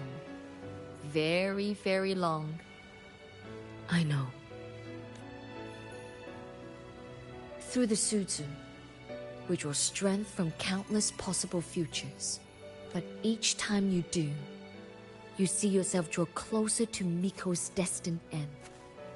A future burned to cinders, leaving nothing behind. Yes. And before that destined end arrives, I will find a way to drive back the Threnodian. So that Gyokuro may simply be Gyokuro. So, you have grown up. A little Hiyu. I met someone, sister. Unlike me, who failed Ashinohara. She always finds a way to save. That must be difficult for you to bear, little Hiyuki. Yes. At first, it was. Hearing tales of her exploits, I felt a deep admiration.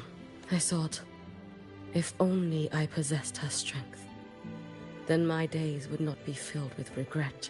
And in the peace that followed.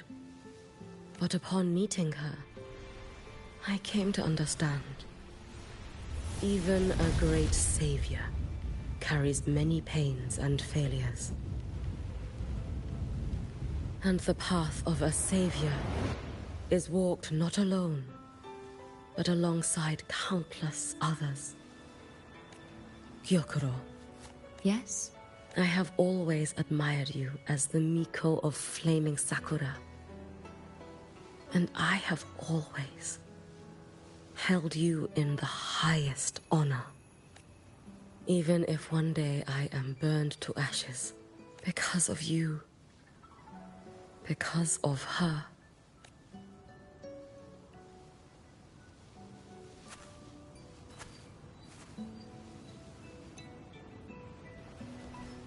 I take great pride in you too.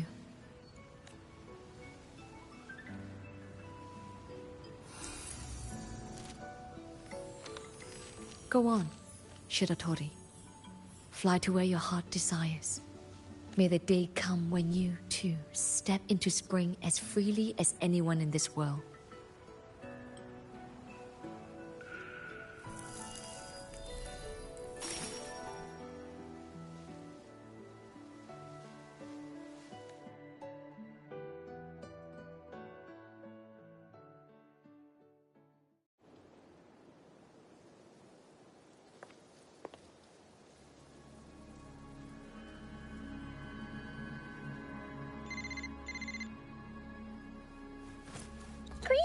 Miko of Flaming Sakura?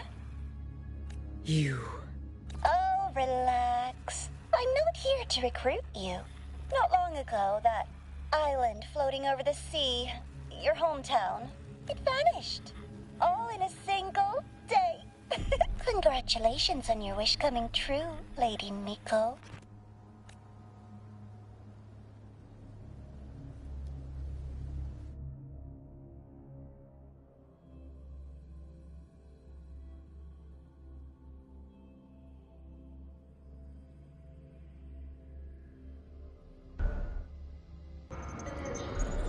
So, about your paper.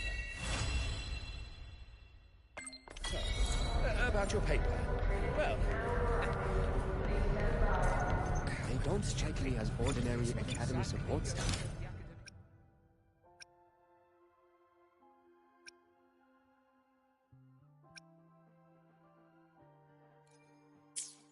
They don't strike me as ordinary Academy support.